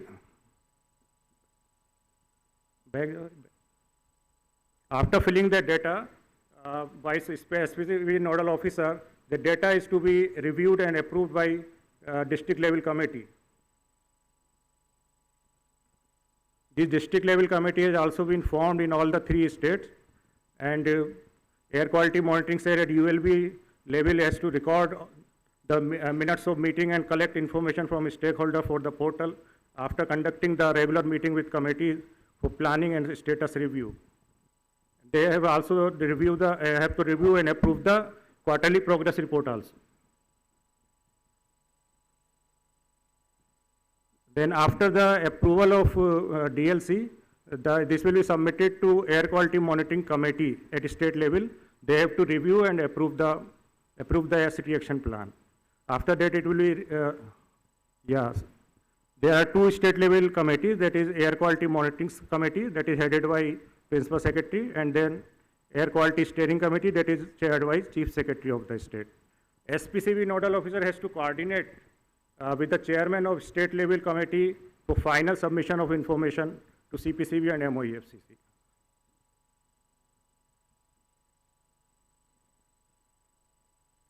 Then ultimately it will be submitted to CPCB for review and approval. Alert to the registered email will be generated as a reminder for submission of action plans. And every higher level has the provision to return to the lower level for rejection clarification with remarks. This is the approval management for annual action plans.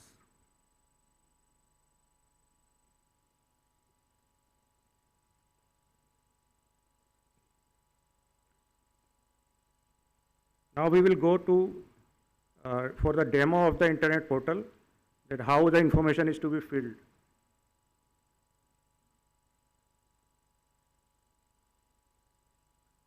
The portal is available in prana.cpcb.gov.in.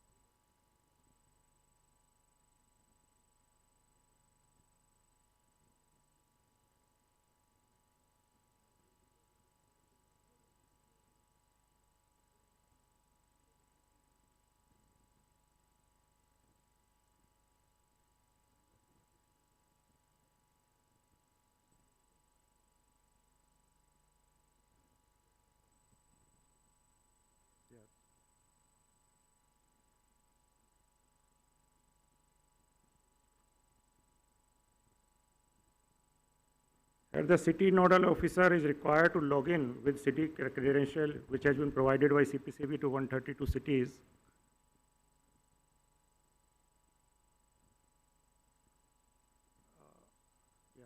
After this successful login, we arrive at this page of welcome to NCAP robust data entry system. Here we have to, city has to choose the annual action plan year, like this year 21-22, and the basic information of state, name of non-attainment city, nodal officer, email ID, and all contact number, and approval date is already fetched automatically. Then this page also has the information, pages of 7 thematic areas also, which will be opened after this save as draft button clicking. Now cities are required to fill this first thematic area, air quality data information, for this year April, what is the respective month PM10 value and in the observed monthly average, and then in monthly average reduction, what is the reduction with respect to the in the same month with respect to of preceding years. That will come under monthly average reduction, and then in cumulative average reduction, the rolling value of difference between difference till the month of present year and till the same month of the preceding year. For example, for May month this year, the data is to be filled for a rolling average of daily PM10 value from April 1, 20 to 30 May 20 minus rolling average of daily PM10 value from 1st April 21 to 30th May 21. This data will be used for ranking of city performance. Next.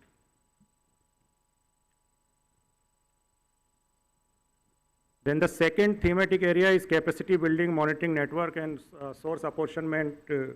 And the first indicator of this is installation and commissioning of CAQMS. Here there are three options like approved, not approved, and not part of approved city action plan. In the approved action plan, the action which has been approved by CPCB, if the CAQMS installation is part of their city action plan and it has been approved by CPCB, then this approved is to be clicked. Otherwise, this not approved is to be clicked. And if the city has not considered this data in their city action plan, but now want to include in their city action plan and are working voluntarily on this target, then they can click not part of approved city action plan, and it will pass through the approval process and it will be approved. Under this indicator, there is a overall target, CB 1.1 target number as per network design criteria. The target is the complete requirement, not the existing one. This is complete requirement which a city is required over a years. And against this target, we have to fill this annual target. What target we are setting for this year, it is to be put here. Suppose order to be placed this year is only for one CAQMS, then one will come here, and to be procured and installed will come in next, and connected to CCR will come in the next one. And this start date is the date of approval of the city action plan, which is automatically fetched. And the end date is the completion of the overall target. This is CB 1.1. This is the end date of completion of this target. And the implementation authority for this target will be SPCB.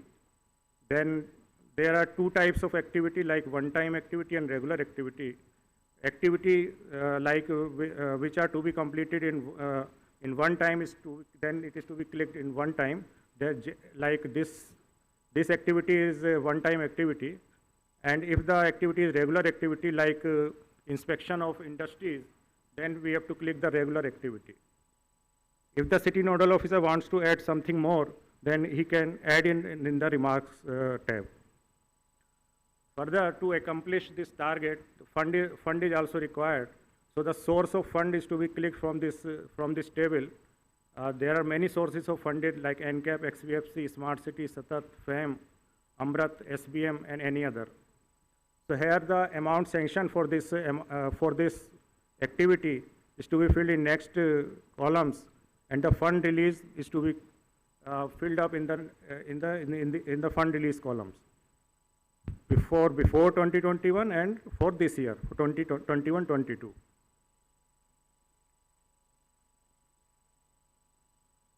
So likewise, there are 250 targets under these 7 thematic areas which are to be filled accordingly. And there is a provision to save for each thematic area, like save as draft. And finally, after filling this waste and biomass, we have to save as draft, and finally it is to be submitted. Before that, if city want to preview what they have filled in a one page, then they can click preview and then they can submit it. The preview will come like that.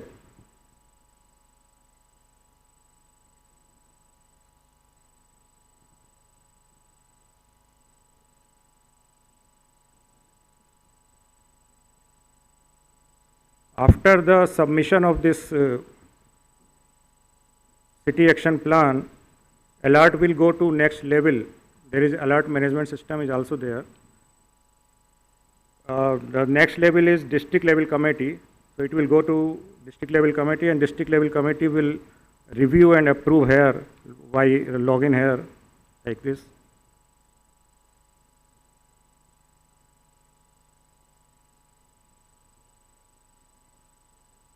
District level committee chairman can see this annual plan here, and they can see the submission status, approval status, whether it is to be, if it is to be approved, then this right sign tab is to be clicked, and if it is not to be approved, then this cross button is to be approved, and a remark can be written why it is being not approved. So after the approval of DLC, it will go to Air Quality Monitoring Committee and Chief Secretary. Likewise, they have to approve or reject the city action plan, and ultimately it will be submitted to CPCB for further action. After this action plan has been approved, now cities are required to fill the quarterly progress reports.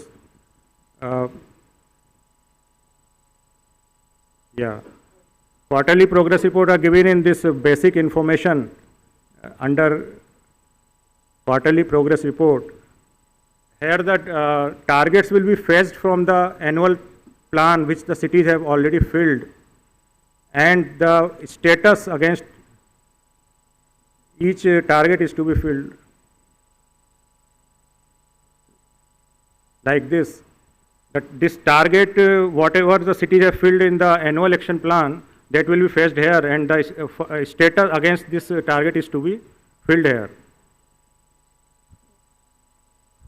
For targets and annual, all the 3 annual targets, and the start date, end date, implementation authority, and any other tabs information will be fetched from annual action plan. Then in this fund table, we have already filled the what is the fund to be released for this activity, so that will be fetched from there. But the fund utilized in the quarter is to be filled in these columns. So we will know that what fund for each activity we have allocated to the action point, and what amount we have utilized in this quarter. Then again, all the 7 thematic areas action point to be filled and then to be submitted, and same process of approval is to be followed.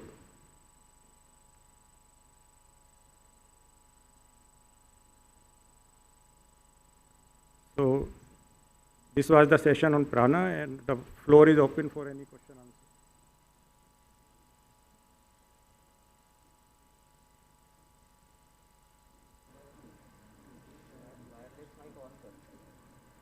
answer. Yes, please.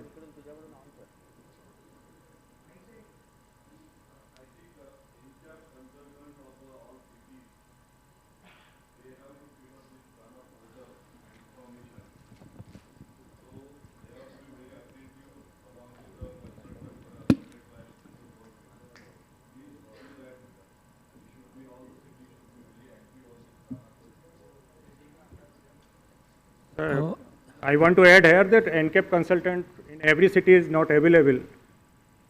So every state NCAP consultant is not presently available. So the primary responsibility is for SPCB nodal officer. They have to coordinate with all these activities and fill the data. Now this CPCB has, MOEF has given the password and this login ID. We have circulated, sir, to all the cities. Okay. And given them at least you go and see this portal and try to fill something. So I request some of the city consultants. Hello, good afternoon, sir. Sir, we are facing problem while filling the data in the Prana portal. So the data is not getting saved, sir. So that problem was in August last, I think in September, but that has been solved now. Okay, sir. Developer has solved that. You can try, and then if any problem comes, then you write to CPC. Okay, sir. Thank you. Basically, filling up the data in Prana portal is the prime responsibility of the city nodal officer, and it has to be supervised and coordinated by SPCB nodal officer. So every time city nodal officer should not look at SPCB for filling the data. There is no need to take any prior permission from the SPCB for filling the data into Prana portal. May I correct? Yes.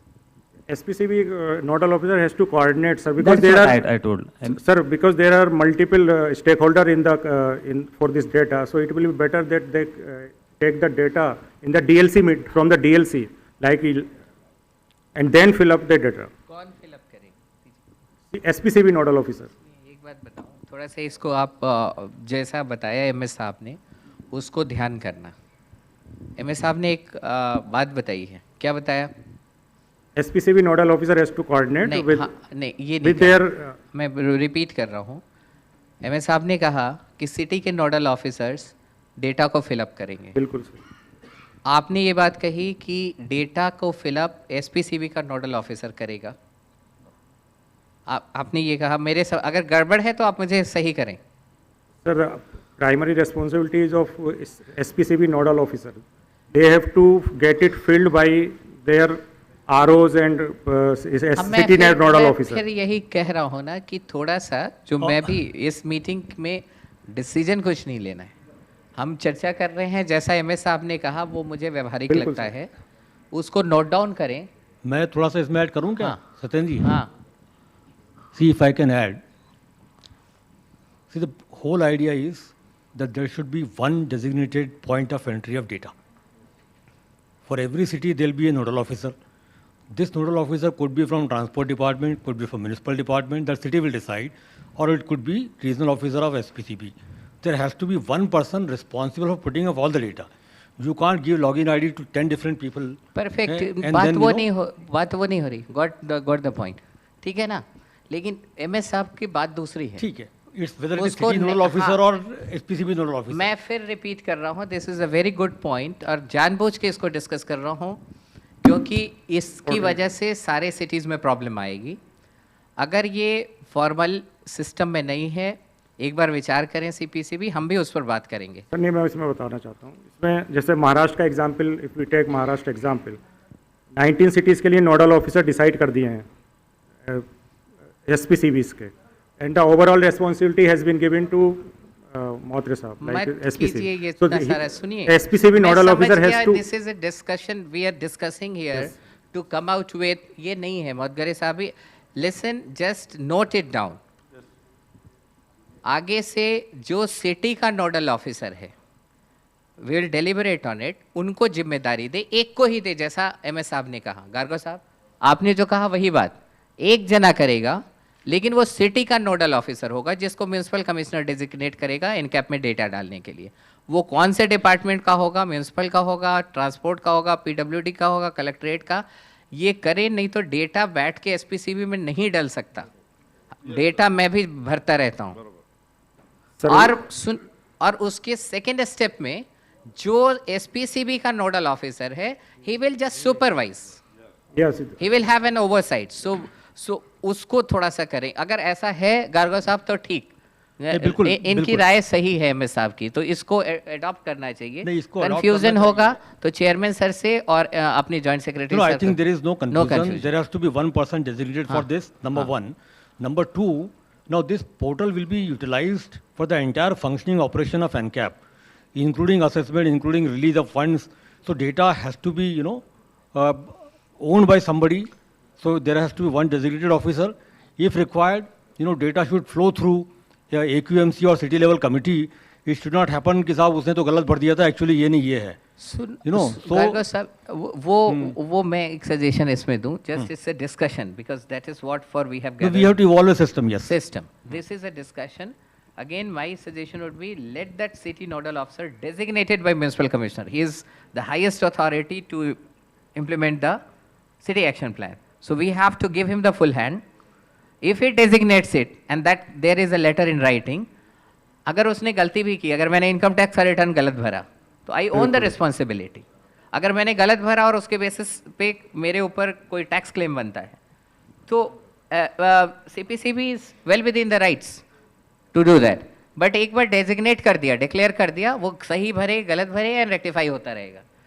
उसके 100% authentic data के लिए तो फिर तो मतलब एक जन्म और ले लेना पड़ जाएगा. हाँ हाँ कि वो ट्रांसपोर्ट आपने म्युनिसिपल कमिश्नर से अपॉइंट कर दिया नोडल ऑफिसर. हाँ he gets some information from somewhere in say transport department. हाँ commissioner has not seen transport commissioner. नीचे से कहीं से डेटा लिया, when it goes to commissioner he says कि नहीं ये डेटा ठीक नहीं है. So therefore one possibility is that we since we have city level committee, so final approval of the data could be taken. I mean either way, either the person takes the whole responsibility. Because we can't afford, continuous, upgradation or change the information from all these cities. नहीं, मैं गार्गा साहब आपकी ही बात कह रहा हूँ. या फिर sorry sir, can I just complete? हाँ. या फिर what we can do is we can fix a deadline. हाँ. कि beyond this deadline there will not be any further modification accepted. आपने एक बार deadline fix किया उस साल के लिए, अगर किसी का डेटा गलत है तो वो हम change नहीं करेंगे. Will be on that basis. बस that's it. क्योंकि make it simple. वो nodal officer designated by municipal commissioner would be the nodal person. अगर कहीं कंफ्यूज है, देखो I am just giving a suggestion. You sir already AQMC is there in ULB level. Simplify कर रहा हूँ, आप लोग उसको एक बार बात तो सुन लें. सर मेरा कहना है कि स्टार्टिंग से मैं ये पुराना डेवलप के कोर टीम में था. I was there with GIZ and all. तो हमने बाद में भी सजेशन दिया है कि जो सिटी नोडल ऑफिसर्स है इनको सर इंडिविजुअली ट्रेनिंग दीजिए. वो कर लेंगे, दैट इज सेकंड पार्ट, वो कर लेंगे. दिस इज नॉट रिलेटेड, अभी सब्सटेंशियल इश्यूज को डिलिबरेट कर लें. This is the second part कि उसको और ट्रेन करना है. That is noted down. Training के लिए what we have been planning is, this is not formalise, there has been a discussion since yesterday कि कुछ कैपेसिटी बिल्डिंग के लिए we from our side state pollution control board को would be supporting. Whether how to support it, how to implement it, not only in terms of how to go about it, but with all the financial help. होता है तो वो already taken care of what करे साहब हमारे कल के deliberation में ये सीनियर ऑफिसर्स करें. ठीक है, पूरे स्टेट्स को सपोर्ट करेंगे. इसमें सर हमने एक यूजर गाइड भी अभी प्रिपेयर की है, वो दिखा दीजिए. इसको सिंपल करना कार्गो साहब, मेरा यही रिक्वेस्ट है. MS साहब ने बहुत सही बात कही है, महाराष्ट्र ने, सबको लाभ होना चाहिए. बाकी कंफ्यूजन हो तो अपने सर्वर से पूछ के कर लेंगे, और तो क्या.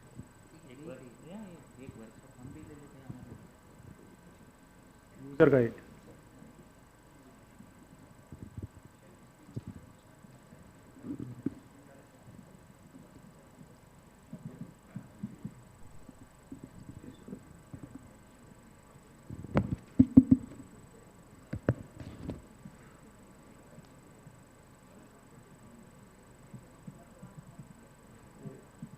chapter. This user guide is also has been prepared for helping the nodal officer to fill up the data, and it has the chapter for nodal officer, chapter for DLC, for AQMC, and there are frequently asked questions are also included in this, and this will be, we will link with at the login page this user guide, so that if there are any queries, then can be seen from here. Apart from these FAQs, any queries arise, then CPCB may be contacted. So, this has been prepared like this. every page, for every page there is some guidance.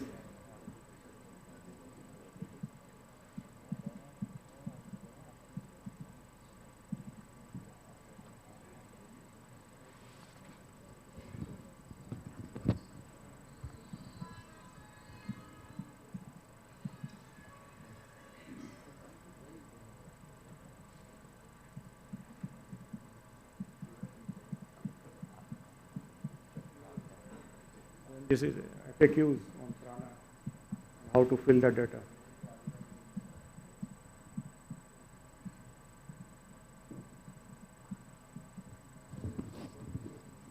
Any other question on this prana?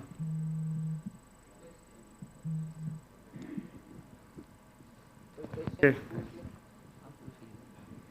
Is there provision of utilization certificate to be uploaded through prana by that city nodal officer or the commissioner of that city? So for that, this financial module is is being prepared. Okay. Later on, we will have this provision. Okay, thank you. Thank you.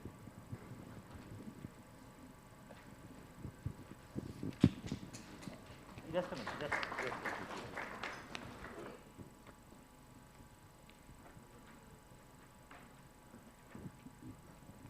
Thank you very much, Pankaj ji and CPCB team for making an excellent presentation. I invite Dr. Vijay Suryavanshi Sahab to present the moment.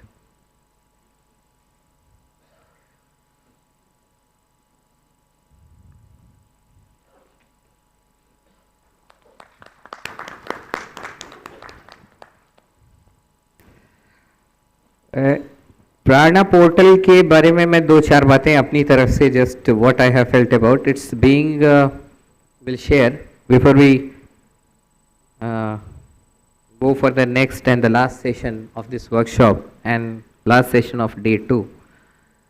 मुझे ये पता है कि सभी 132 जो शहर हैं जिनको प्राणा पोर्टल पे अपना डेटा अपलोड करना है, it is not going to be an easy journey.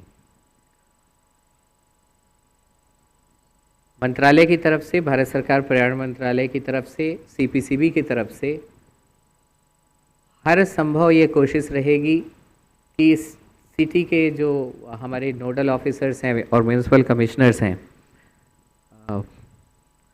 उनको उनसे जो एक्सपेक्टेशन है डेटा फील्ड्स को पॉपुलेट करने की, वो पूरा करने में जो भी हेल्प देनी है वो दी जाएगी.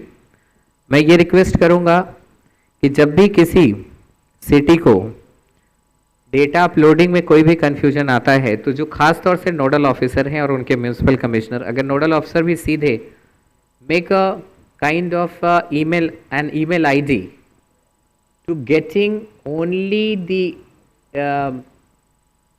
you can say issues relating to feeding of the in the portal.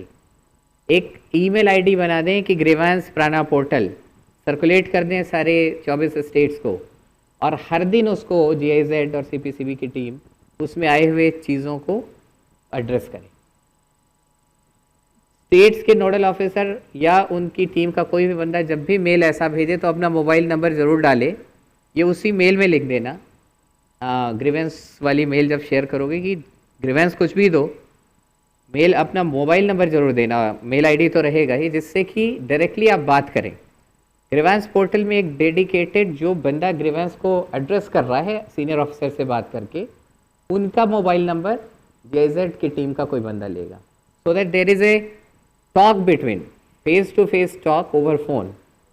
इसमें बहुत सारे इश्यूज आएंगे. मैं फिर कह रहा हूँ, data fields required are humongous, extremely in many numbers, and it's not easy to understand by a single person. तो ये इश्यू को रिजॉल्व करने के लिए ये दो चीज़ें इंक्लूड कर दें. मैं MS साहब महाराष्ट्र पोल्यूशन कंट्रोल बोर्ड के जो सजेशन हैं कि how to make it simpler for feeding the data, उसको मैं CPCB MS साहब को कहूँगा कि ज़रूर उसका ध्यान करें. और बस Thank you for that. And now we move to technical session 3, collaboration and participation of international agencies for air quality improvement in NCAP cities.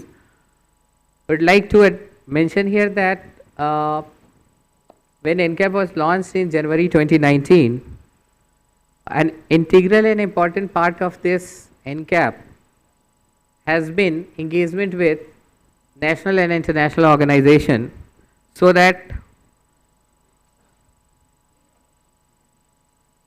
they also can come and chip in and see how things could be improved upon, how they can kind of help in understanding out the issues and take actions to improve the air quality in cities. So, though I'll not say a significant role, but in whatever role they are, but an important role being played by them in more than one way. So this is an important thing, and because of that, I have in this today's presentation we have 4 international organizations who are working in 3 states of Gujarat, Maharashtra, and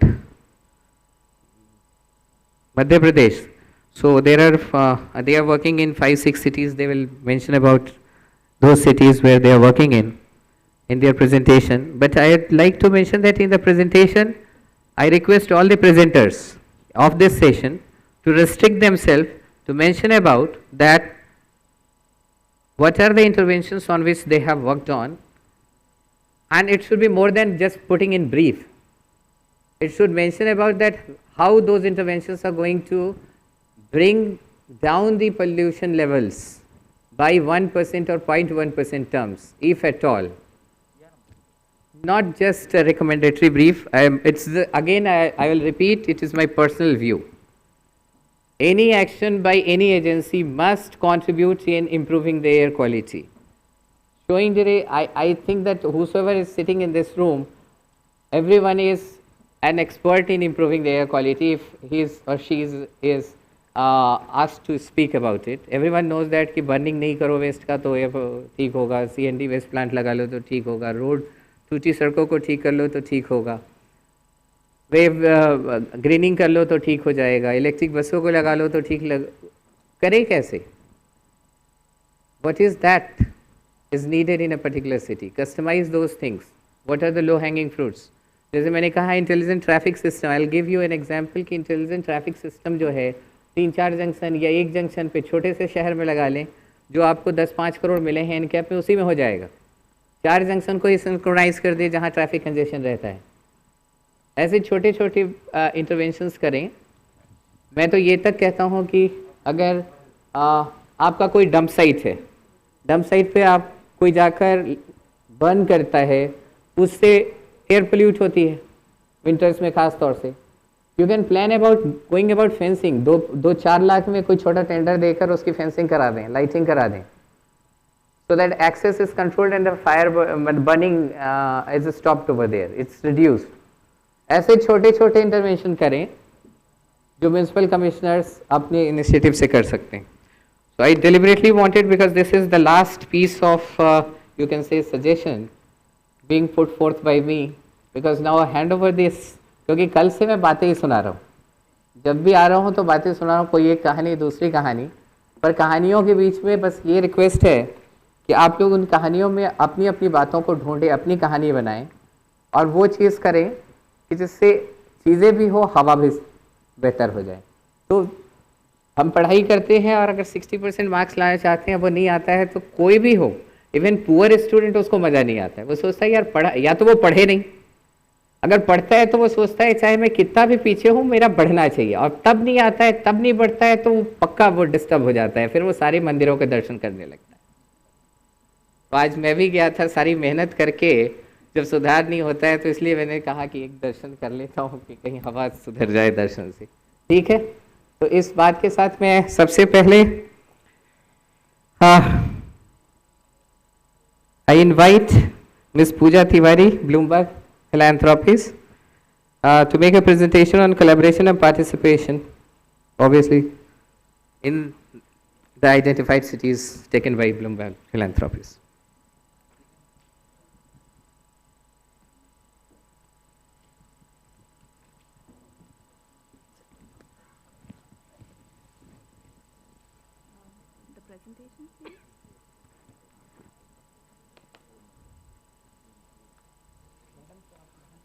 Maybe the next slide, please.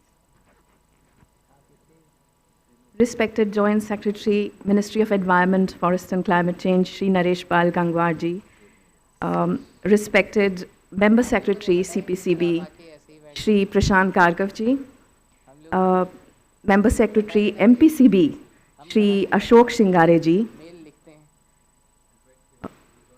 And I would also like to mention here Director MOEFCC Shri Satyendra Kumar ji, who has so ably curated this very important session. And I also just to pay regards to all the other officials from the Ministry of Environment, from State Pollution Control Boards, cities of Maharashtra, Gujarat, Madhya Pradesh, Goa, and other participants. Firstly, thank you very much for this kind invitation to share our work on air quality, and also to Maharashtra Pollution Control Board for being an impeccable host. It has indeed been a tremendous learning experience, even for us, since yesterday, and it will be extremely helpful as we plan the strategies, as we move our programs forward. So Bloomberg Philanthropies supports work in 810 cities and 170 countries around the world. We also support an international network of cities, C40, which has recently brought together 35 cities to commit to an air quality declaration. And in India, we are delighted to be working with a consortium of partners like TERI, Shakti Sustainable Energy Foundation, CII, World Resources Institute India, IIT Kanpur, Cleaner Asia, and others to provide technical assistance to support the National Clean Air Program. And as part of this, we work at the national, state, and city level. And it is indeed a privilege and an honor to be working with the Ministry of Environment and all the Central Pollution Control Board, the State Pollution Control Boards, and all the different stakeholders. Next slide, please. Working with a consortium of partners, the project is structured around 3 key pillars: stronger evidence and data, developing policy recommendations, and peer-to-peer learning and capacity building. The aim is to help reduce levels of air pollution by firstly expanding understanding and awareness of the sources of air pollution, formulating policy recommendations and action plans to address air pollution on the basis of data, evidence, and consultations. And then increasing capacities also of key stakeholders to address the challenge through the exchange of experiences and good practices. And we've seen an excellent show of that since yesterday right here. Next slide, please. Just sharing some examples from the cities that we work in. Next slide, please. Does this work? Okay. So speaking of Surat in Gujarat, our partners WRI and TERI are working in collaboration with the Gujarat Pollution Control Board and the Surat Municipal Corporation, together with many key stakeholders. Some of the interventions, a full-scale source apportionment study has been conducted, which includes estimation of source contributions on the basis of both receptor and dispersion modeling. For receptor modeling, air quality monitoring was completed at 7 locations, including a background location outside the city for both winter and summer season. For dispersion modeling, fine-scale emission inventory has been prepared for major sectors such as transport, industries, residential, agricultural residue burning, landfill, brick kiln, construction, road dust, hotel and restaurants, crematoria, and ports, both for Surat city and the district.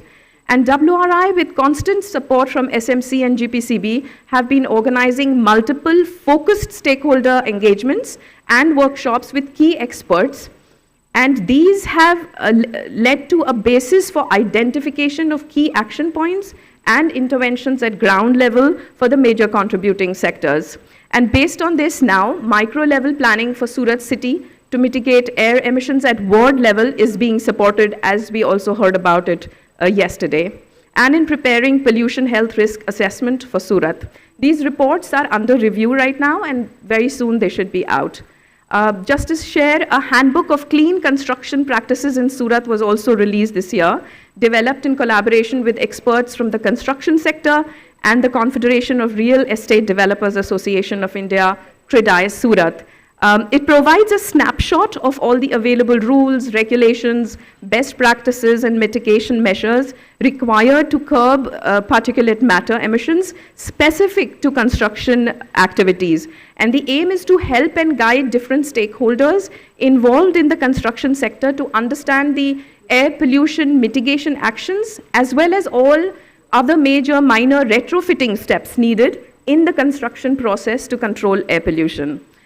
Several training programs on air quality modeling and source apportionment with GSPCB officials via TERI and for other stakeholders for concepts like the monitoring requirements, emissions inventorization, and air quality modeling, both dispersion and receptor have been done. A training session on air quality for smart city officials in all the 6 cities in Gujarat was also done. Speaking of Mumbai, Maharashtra, and the low-cost sensor pilot project that we really heard of in detail from Professor Tripathi, I would say already we've heard expert views on that, so I'll not go into any details of that, but just maybe add on that while traditionally reference grade monitors have been used for monitoring data, and these remain and would remain the gold standard for regulatory monitoring, innovative new technologies as supportive technology that make it possible to capture information about air quality at lower cost and at different spatial scales are emerging. And we've been so glad to see the leadership of the Maharashtra Pollution Control Board in piloting these technologies, and delighted to partner. In fact, we've also supported small sensor deployment in partnership with city governments in Denver, Paris, Brussels, and London. In London, the data from the small sensors will be combined with data from the regulatory monitors.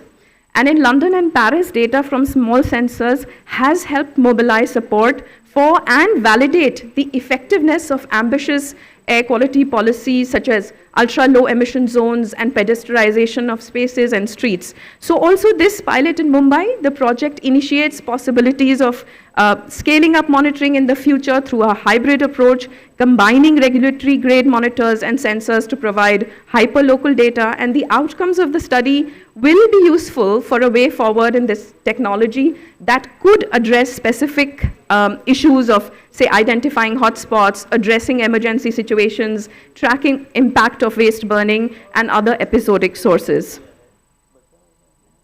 And speaking of Indore metropolitan region, so this is pretty much in the initial stages. Our partner CII, through its Cleaner Air Better Life project, is working on a demonstration pilot project to create a framework for airshed management and planning approach in Indore metropolitan region, which brings together local policymakers, authorities, citizens, health professionals, and local businesses for participatory planning. They also plan to demonstrate this by relying on multiple data sets. So from satellites, sensor-based monitors, reference monitoring stations, weather climate data sets, and with partners like IIT Delhi and California Air Resources Board. And post a go-ahead from the Madhya Pradesh Pollution Control Board and the Smart City Indore office, they've begun the work. So after calibration with the live CA QMS in Indore, 30 low-cost sensors have already been installed, plus 20 from Smart City Indore are being used. And the National Air Quality Model at Atmospheric Science Department of IIT Delhi is being downscaled for the Indore metropolitan region. So the aim is, through this data and air quality modeling, to generate actionable insights for local agencies and pilot interventions to test the efficacy on the ground. For example, potential of low emission zones, decongesting hotspots through traffic management, scaling nature-based solutions with public-private partnership, but this is of course developing.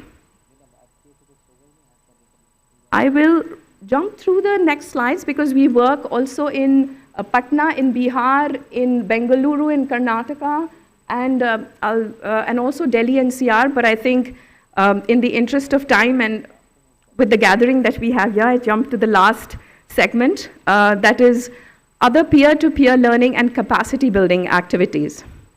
So we are in the process of developing a compendium on sensors with our international partner Vital Strategies and TERI, based on the inputs of various international and local experts and institutions like IIT Kanpur, Imperial College, Air Paris, and others. And the aim is to really share international insights, best practices, examples of technical specifications and considerations for selecting and deploying these sensors in NCAP cities as part of an integrated air quality management system. The draft report is under review, and we'll keep everyone posted.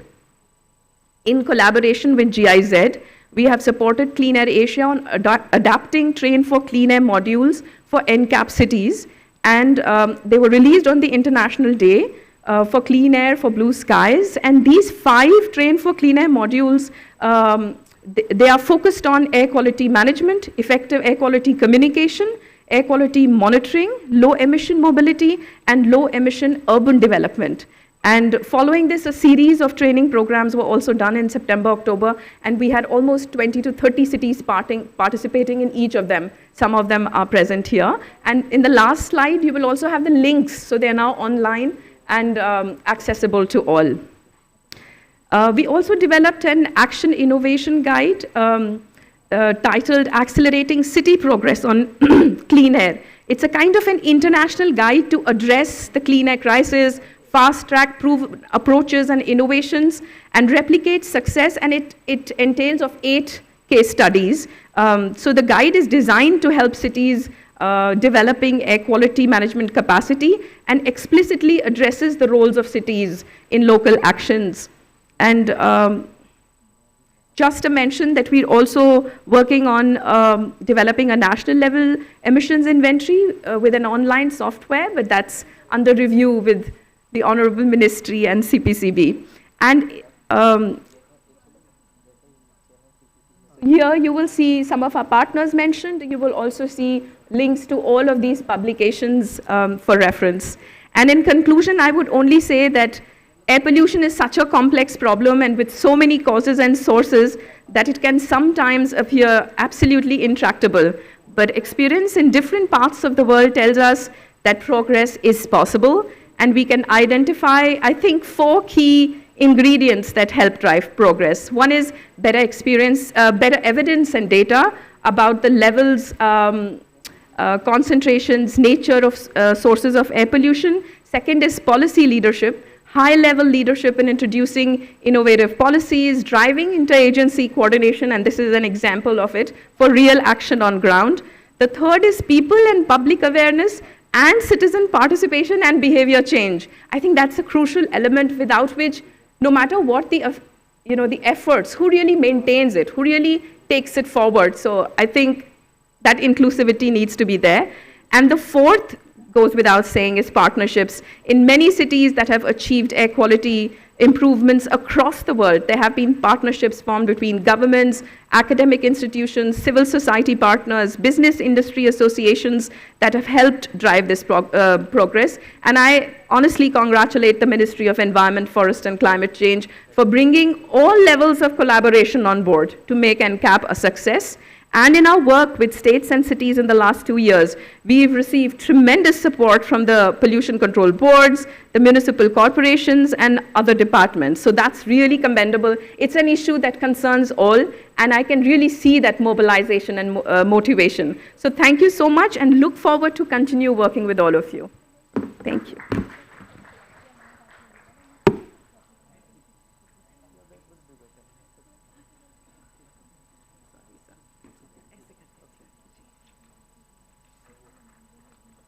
So I have the privilege to invite the chairman of Goa Pollution Control Board, Shri Ganesh Sidgaonkar Sahab, to present the momentum. So it is indeed an honor that he is here for the last 2 days between us, but somehow because of the non-awareness on the part of the Minister of Environment, we have not been able to communicate. Sir.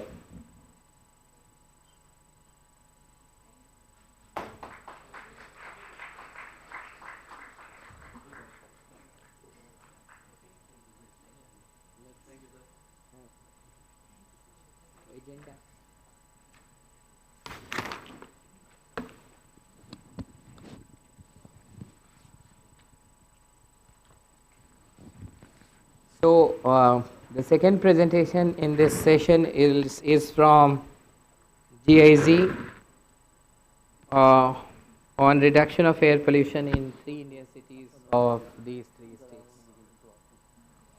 Sonal would be making the presentation.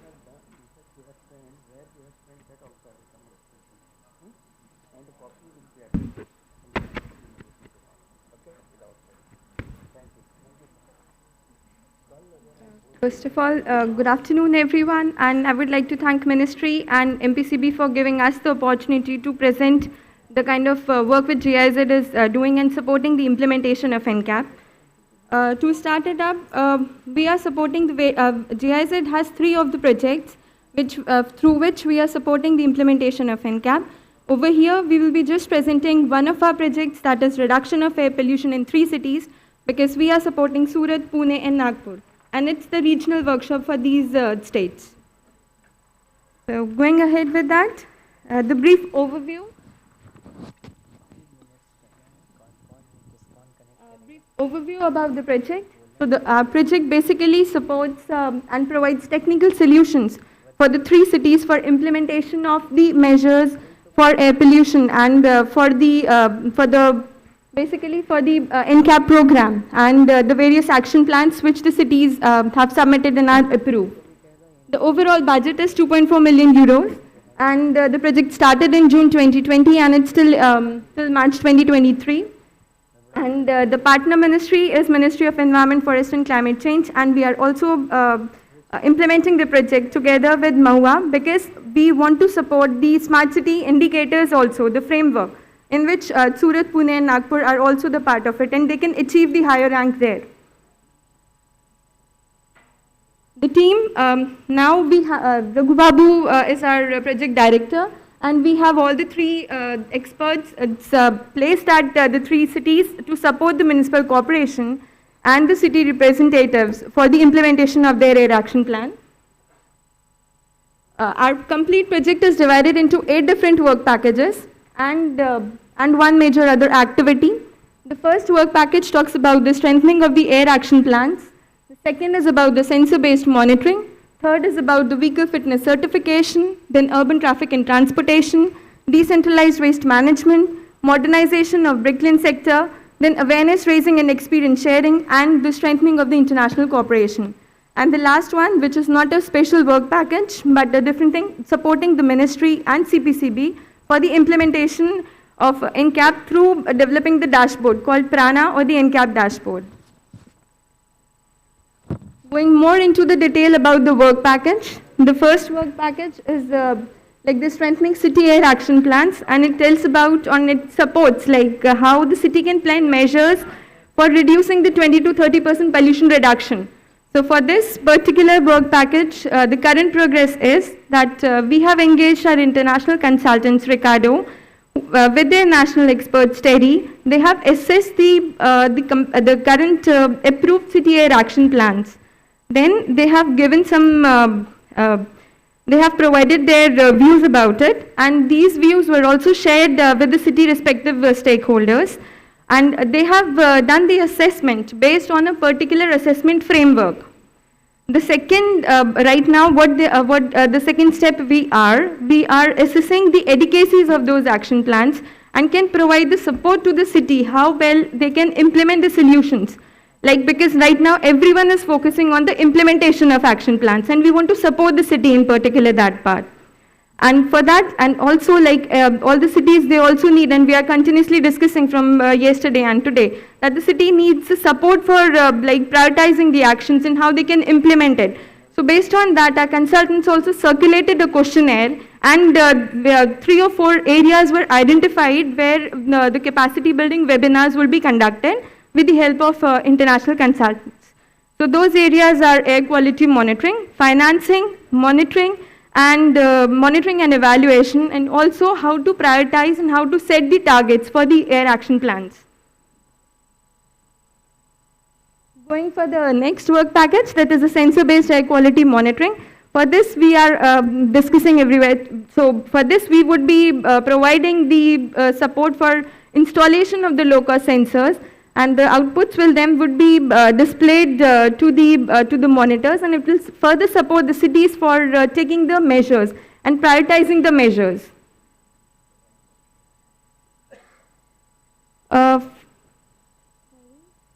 The third work package is about the vehicle fitness certification. So this will help the activities identified under this work package will help in reducing the vehicular emissions. And currently, our national consultant study, they completed the baseline assessment of the 3 cities, like what is the current state of affairs in the city. And then the discussions, in parallel, the discussions are still being taken up by the cities to identify the measures which can be implemented and how we can strengthen the inspection and maintenance centers for vehicles so that the pollution can be taken up or can be reduced from there. And as a next step, as a follow-on for this particular work package, we will be coming up with a reference document with the potential solutions where the case examples can be documented and the other cities can learn from them. The fourth work package, that is the urban traffic and transport solutions.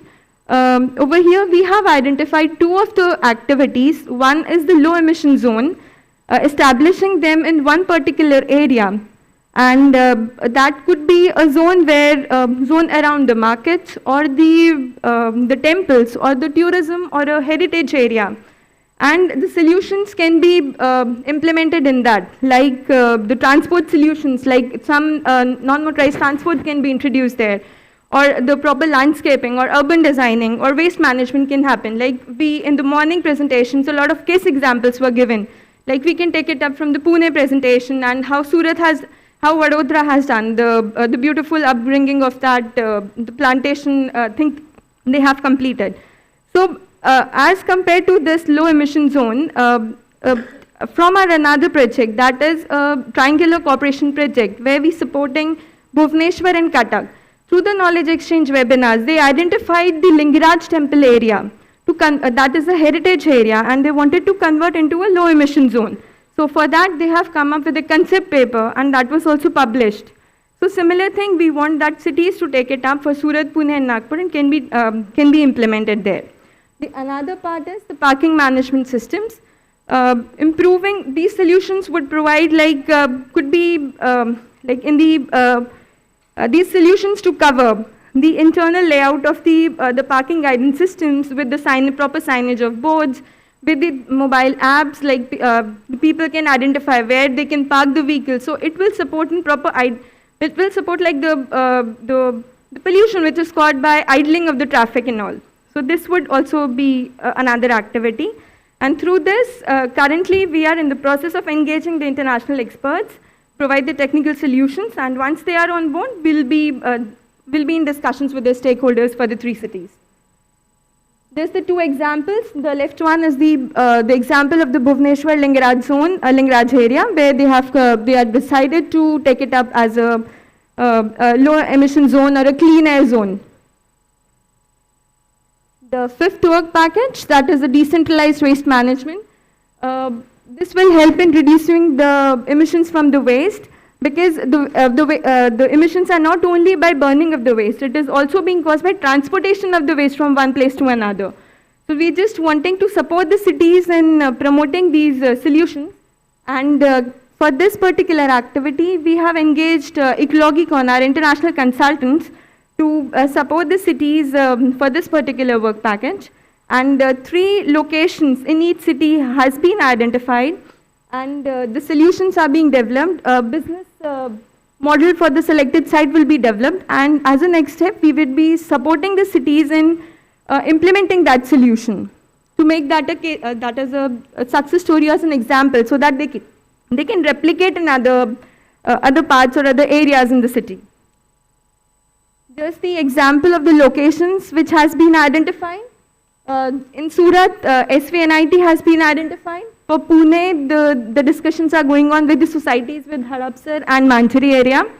And for Nagpur, CPWD colony has been identified. The next work package, that is a modernization of bricklane industry. Terry has done the study, the baseline and the assessment study, and they have documented the technologies which are currently being used in the bricklines in the surrounding areas and in the cities, Surat, Pune and Nagpur. And with the discussions with the cities, no clear requirement is coming up for the complete this, because a lot of players are involved for implementation of the solutions. So as a next step, what we are proposing is to have a compendium of a brick sector, which is showcasing the available pollution mitigation technologies in the region, and to provide the techno-economical analysis that can be in place and can support in the better implementation of the technologies which are already there or can be taken up for the bricklane sector. Just few of the pictures, the assessment and the needs assessment and the baseline study being carried by Terry. They did the meetings with the bricklane manufacturers. They also met the RTOs and the traffic department and the waste management and other stakeholders of all the 3 cities. That was a challenging because of the COVID second wave, but still we managed to get these things done. The 7th and the most important, like awareness raising and exchange of experiences within the cities, the 3 cities. So this will help in improved knowledge exchange and will help in achieving of the progress on the ground. In 2020, a webinar was also conducted on the emission trading scheme because of the COVID. Then we have planned to conduct the quarterly knowledge exchange workshops for the 3 cities and the officials for the 3 cities from January onwards, so that they can exchange the best practices within each other and can support each other in implementing the solutions. And if certain city has identified some low-hanging fruits and they are implementing and the solutions are working from them, that can be shared with other city and can be implemented. So yeah, that is for this work package. For the last one, that is a strengthening international cooperation. We have planned for knowledge exchange workshops and the meetings with all the international agencies which are working in India for supporting the implementation of NCAP and the city air action plans, so that we do not duplicate the work, and in short, we support the government to implement the measures and holding hand in hand. And we are already doing the bilateral meetings with Bloomberg and AFT. And as a next step, we are planning to have a webinar for knowledge exchange between India, Mexico, Germany and Vietnam, because the measures which Mexico or Germany has taken in their countries to reduce the air pollution, we can take the learning from them and can start implementing in our country and in our cities. And for that, we are also planning to engage in international consultants for conducting the events or coming up with a community of practice where all the key experts from the cities and from the other organizations, they come together and can meet quarterly or half yearly and can share and learn from each other. So this with the international experts from the similar thing we did in another project, triangular cooperation project with India and Mexico and Germany. So there it was a successful in the Odisha and the 2 cities, Bhubaneswar and Cuttack, learned a lot from that. Similar thing we are planning to conduct for these 3 cities. And online meetings are regularly being conducted with the key stakeholders. And last thing, as we already mentioned, that we are supporting the ministry and CPCB for the development of Prana. And just wanted to share one thing which we couldn't share in the first thing. It also includes not only the login IDs for the cities, for the nodal officers for cities, but it also includes the login IDs for 7 sectoral ministries. So each sectoral ministry has a separate login ID for them and has a separate data entry page where they will be entering the actions which they are being taken. And ministry and CPCB can have a one-page, one dashboard where they can identify what measures the other ministries are taking. Yeah, the portal picture.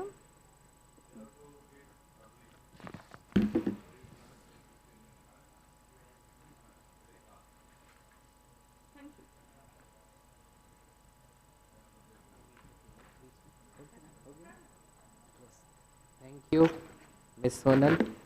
Now I request Dr. Shamila Montero, Member Secretary Goa Pollution Control Board to present the memento.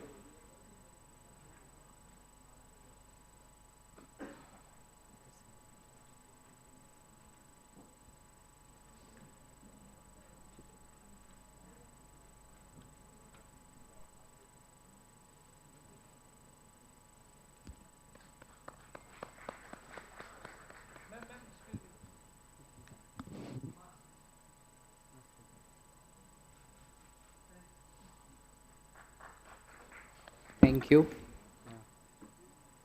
Now the next presentation is from Dr. Anju Goyal, TERI, on Clean Air Project in India. This is SDC, Swiss Development Cooperation and TERI collaboration. So I would request Dr. Anju Goyal to please sum up the presentation in 5 minutes if possible. We are running behind time. I request, and you can share your presentation, which will be uploading on the portal. Thank you. Dr. Anju Goyal. First of all, I would like, am I audible? Yes, please go ahead.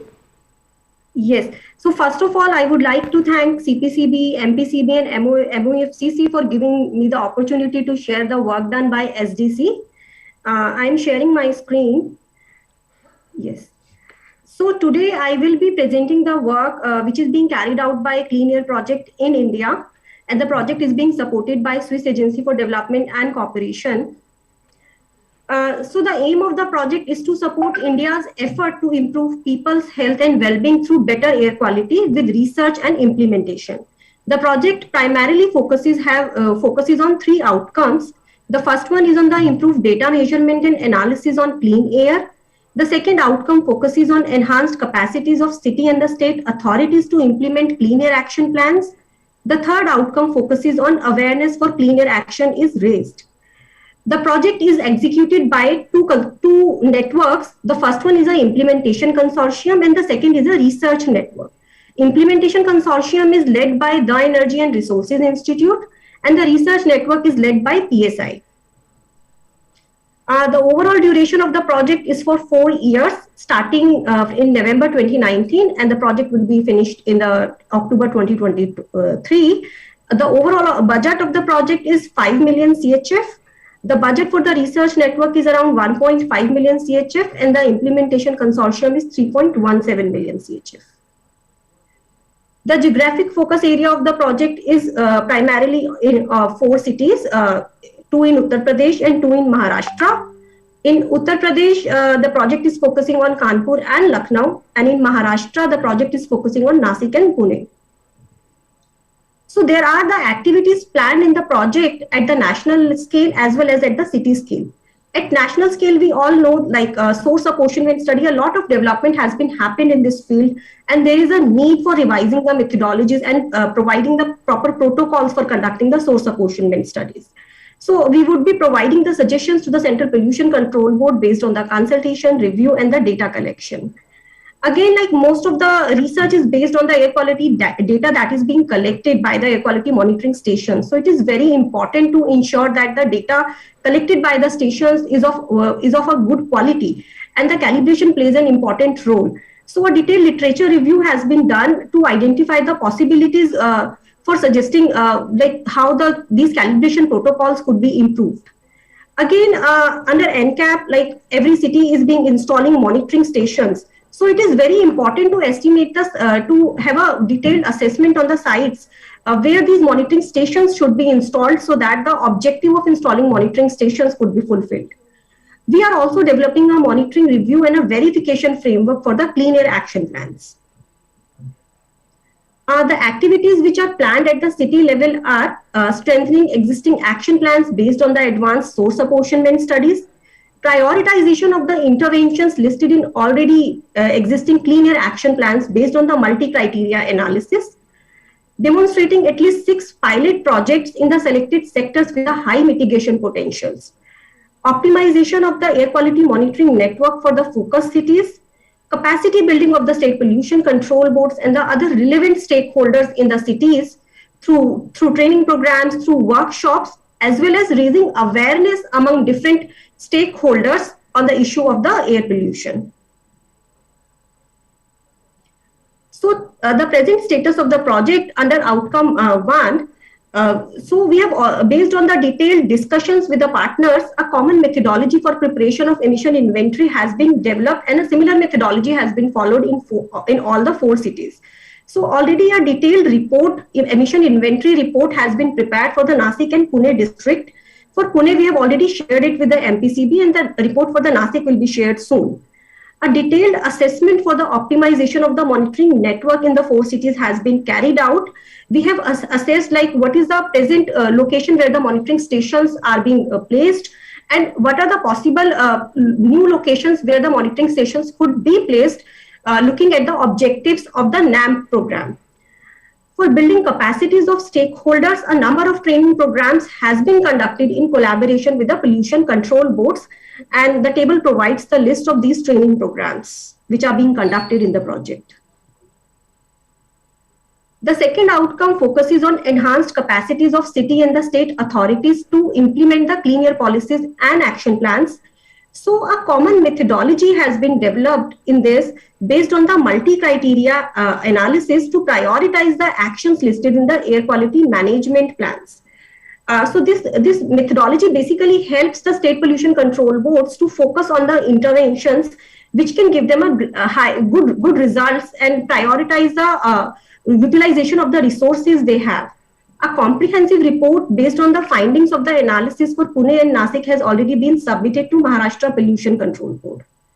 A guiding document for monitoring, reporting and verification framework for the clean air action plans of Indian cities is already being prepared by TERI, and this will soon be shared with the MSCPCB for to appraise them about the work and to take their suggestions. Awareness for the clean air action is raised. A series of interactive and creative posts were developed and disseminated through social media pages, WhatsApp group to reach out to the students, parents, teachers, and the school fraternities. The Facebook page of the project is being regularly updated to disseminate the activities of the project. The project team is working towards developing a content for the informative digital display boards in various cities across Pune and Nasik to share air quality information as well as aware and engage general public towards combating air pollution. These are the series of the events that are being conducted for the different stakeholders in the force, specifically in Pune and Nasik during last 2 years. Thank you.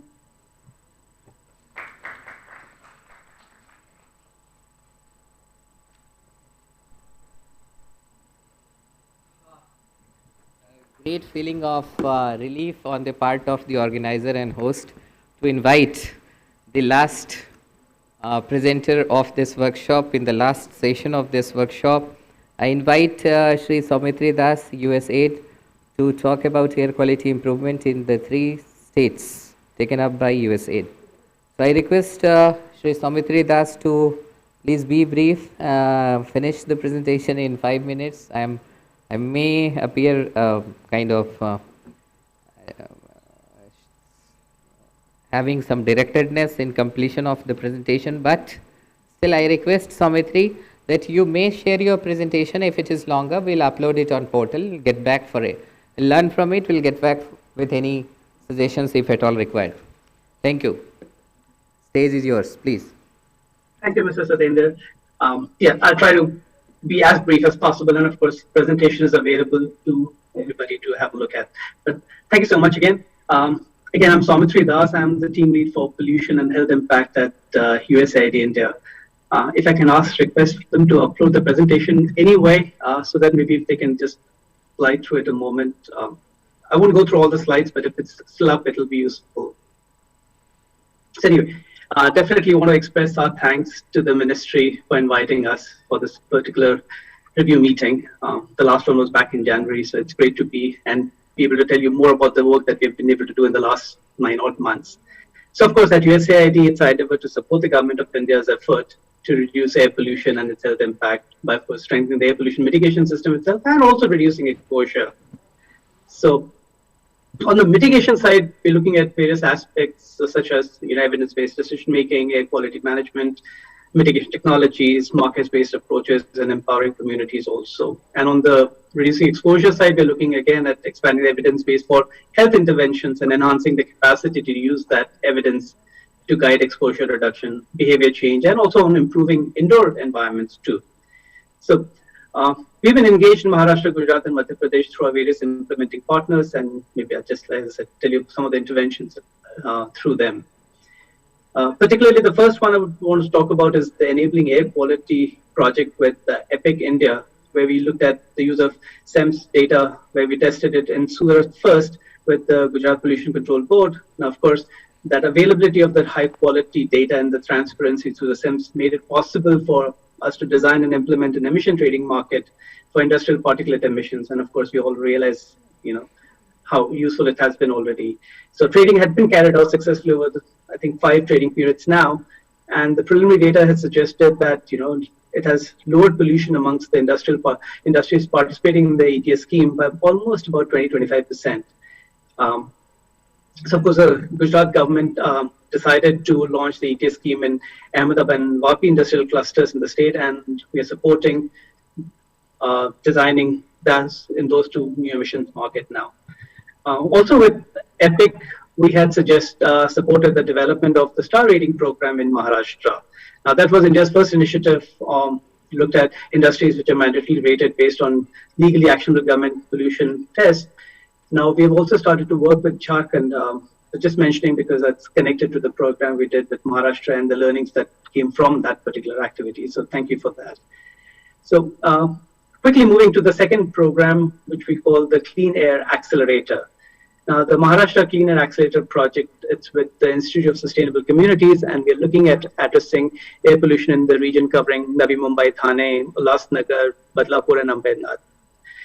Now, it adopts this unique combination of interventions to leverage, as you said, cross-functional capabilities to set the course of some impact as such. So looking at strengthening regional linkages, leveraging market-based models, enhancing, technical capabilities throughout, and of course, robust data management that guides all these work.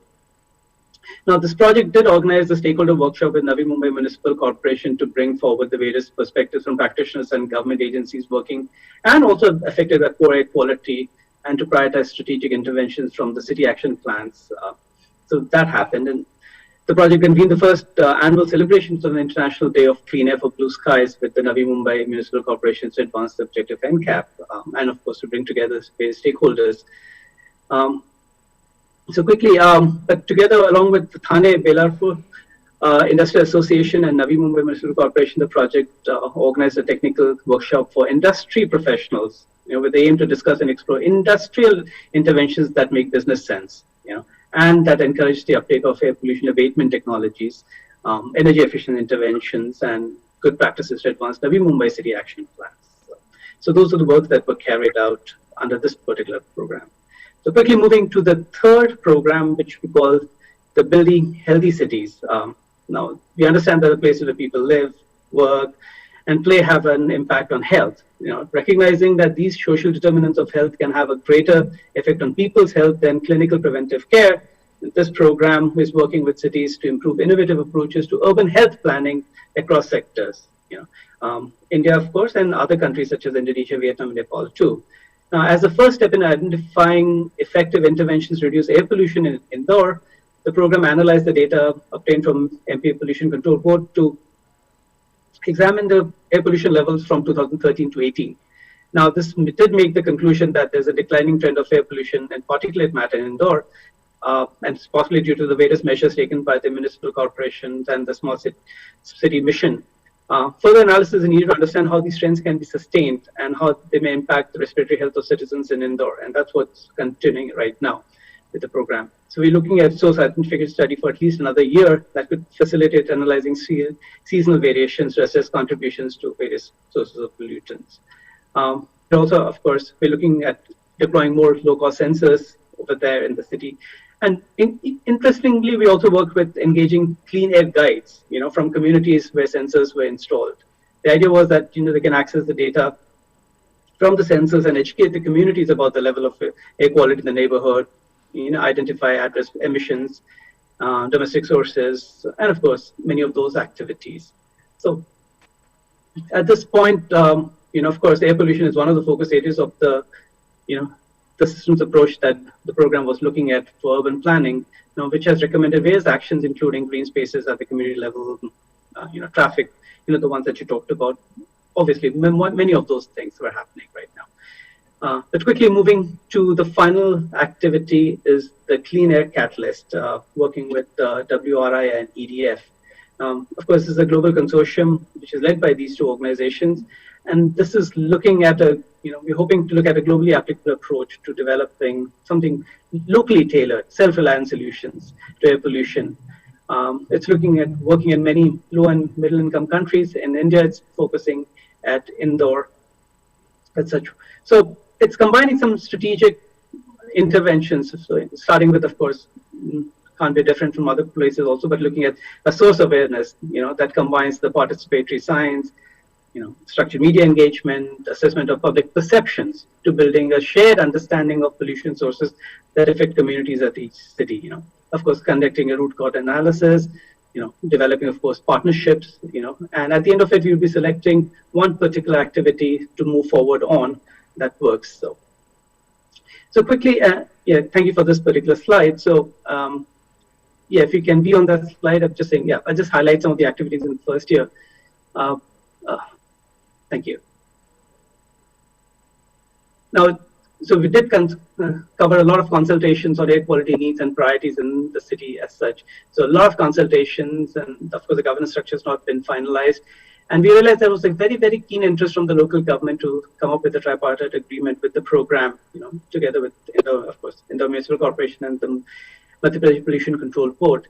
So far, so we've started, it was already done. As what's been covered is we designed and initiated the procurement of additional monitoring equipment, and I'll talk to that a little bit. That's kind of important. And also we looked at mapping and analyzing the air quality environment to identify what opportunities might be there for that.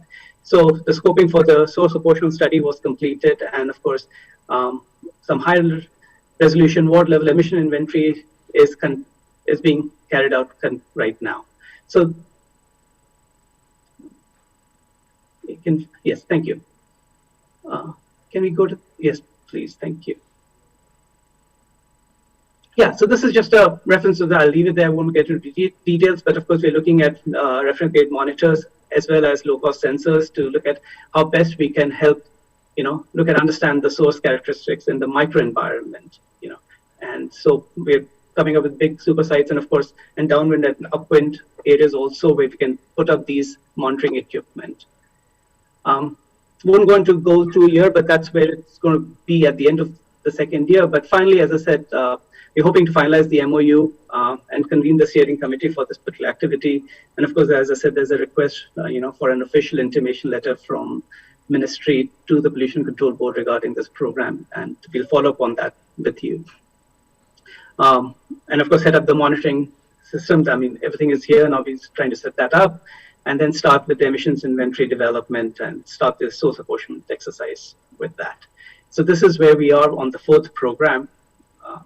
I'll stop with that. So these are four very quickly. I hope I did make it in the 5-6 minutes that you allotted us, but happy to talk more in detail with anybody when required be. Thank you so much. So thank you, Shri Saumitri, for a nice presentation. I thank all the 4 presenters of this last session for their engaging presentation in many sense. And we look forward that how to build the partnerships with anybody and everybody in this journey of improving the air quality, not only in 132 cities, but across the country.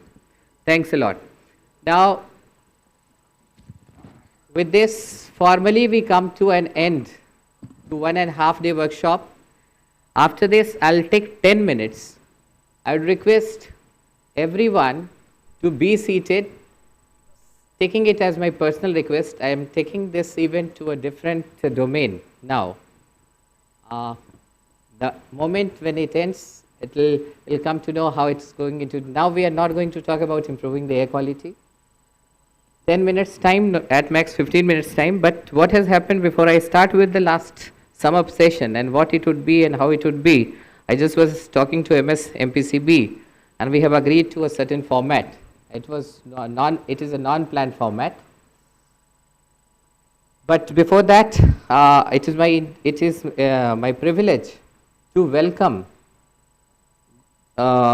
two distinguished officials from the state of Goa who have been here for the last 2 days. I couldn't know about them, but that's another point. Chairman Goa Pollution Control Board and Member Secretary Goa Pollution Control Board.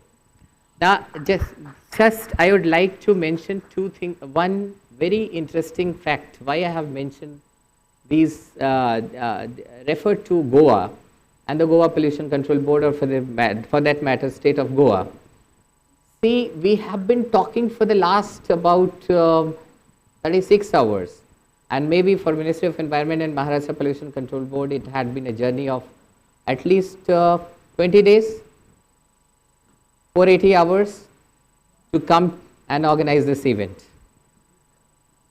But an interesting part is that we all sitting here, हम सब जानते हैं कि ये जो NCAP के 132 शहर हैं देश में, there are 36 states and UTs, 28 states and 8 UTs.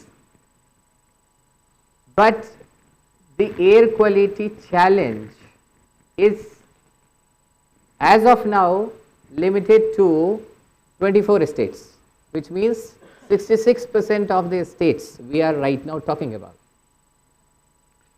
It's an interesting thing that the remaining 12 states, for which we do not talk about improving the air quality, is a blessing for the entire country.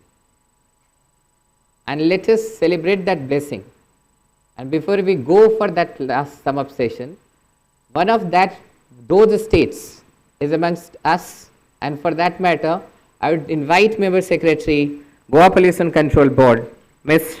Dr. Shamila Montero, just to come up and just message to all the participants who are here in this room physically and who may have joined virtually, to just deliver that, to share a commitment that knowingly or unknowingly, the efforts that are being made by the municipal corporations and state governments in their own in their state of Goa has helped them keep out of this important debate of air pollution and has put them in a domain where there are 12 states and UTs. I wish that it remains in those 12 states, and the states, 24 states who are struggling with the problem of air quality, move to that list of 12 states. That is what we wish for, that is what the country wishes for. So I just invite to have a few words from her so that we get reminded that we have to get ourselves, our states, to that side of the state. Dr. Shamila Montero, just you may talk for a minute, 2 minutes is your desire, then we go for sum up session. I'll not take more than 10 minutes for the sum up session. Be seated.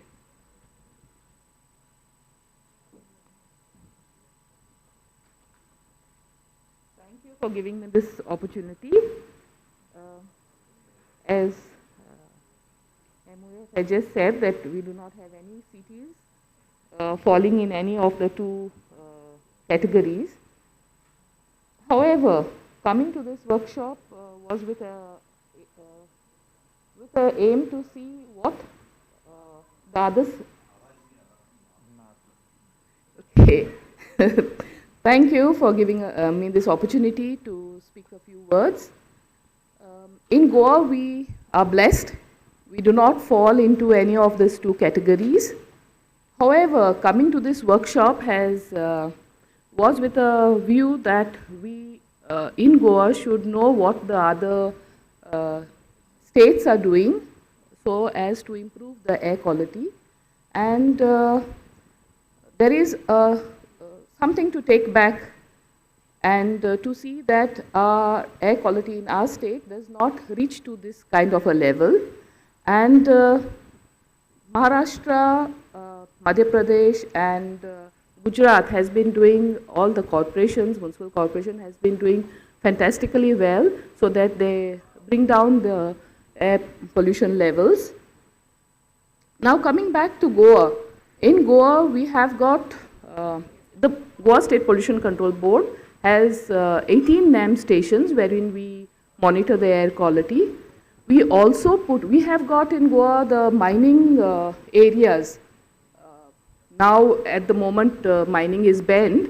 However, we, based on the Supreme Court ruling, we have given permissions for lifting of the e-auction ore as well as the royalty paid ores to the mining companies.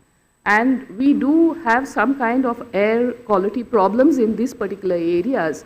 So the mining department has come up with a very good initiative wherein they have developed an app, and also they monitor all these trucks, because usually we do not have something wherein we, in the consent, wherein we monitor the air quality on the mining routes. So what we do now is that the mining departments, they, prior to giving permission to the mining corporations to lift this ore, what they do is they take an NOC from the Pollution Control Board saying that we have installed extra monitoring stations on that route, so that we can monitor the air quality, and in case the air quality breaches, then the mining trucks are staggered.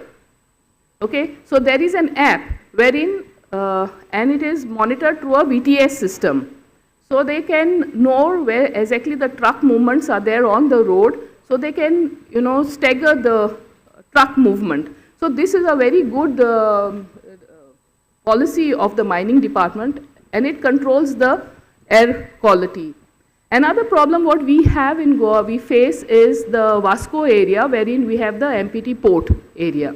So in this area also, because of the coal handling, we have a lot of problems, issues with the local people there who keep complaining that the air quality is getting breached. So what we have done as a pollution control board, we have given them, and we have also seen over the years that this problem arises especially when the wind speeds are very high, because in Goa we are a coastal state. So in coastal states we have got a lot of problems with wind speeds and all.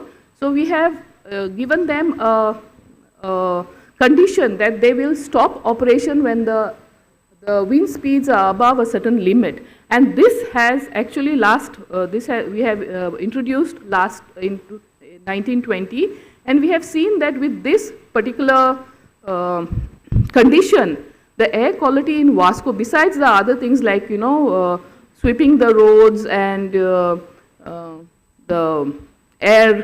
water curtains and all, this particular condition of the wind speeds has really helped improve the air quality in Vasco city.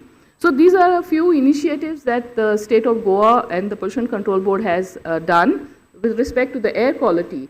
Besides this, the Goa state has set up the Goa Waste Management Corporation, wherein it is a multi-purpose vehicle for the waste. So they take care of all the waste like solid waste, plastic waste, hazardous waste, biomedical waste. So they develop these particular units to process the waste. Like recently they have done the biomedical waste, common biomedical waste treatment facility, which in Goa we did not have. We also have the solid waste management facility at Saligaon, which is one of the best in the countries. And the High Court also is monitoring the waste, solid waste and the plastic waste. So there is no burning. In case there is any burning, so immediately we have got some vigilantes who, they bring it to the notice of the village panchayat, and the panchayat is supposed to clear this waste within a period of 3 days. So in case it is not done, then it goes up to the next higher officer of the BDO or the municipal corporation, whoever is the officer. And within 15 days, if it is not done, then the Goa State Pollution Control Board then has to act. So these are a few things in Goa. We also do not have agriculture mass burning. So overall, the air quality is comparatively good, and we are striving to see that it improves even better with the help of all the stakeholders like the corporations, the village panchayats, as well as the municipalities. So everyone, and this is being monitored actually by the CS at the highest level, because we have the 606 matter in the NGT. So all these things are monitored by the CS at the highest level. So we do have a meeting almost every month with the CS, so who takes the progress report. So these are the few things what we are doing. Thank you so much.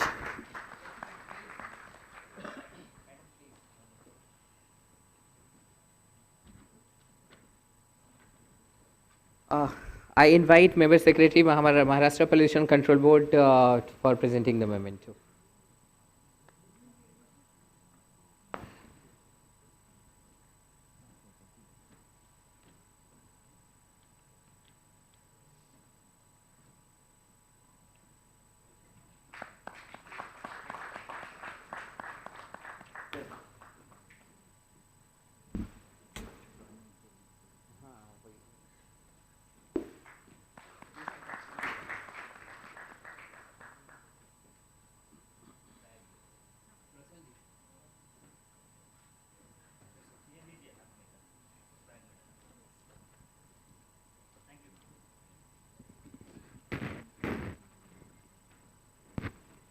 Now I invite Chairman Goa Pollution Control Board, Shri Ganesh Sedgaonkar Sahab on the dais, and also I invite Chairman Maharashtra Pollution Control Board, Shri A.L. Jarhad Sahab to present the bouquet and felicitate Chairman Goa Pollution Control Board.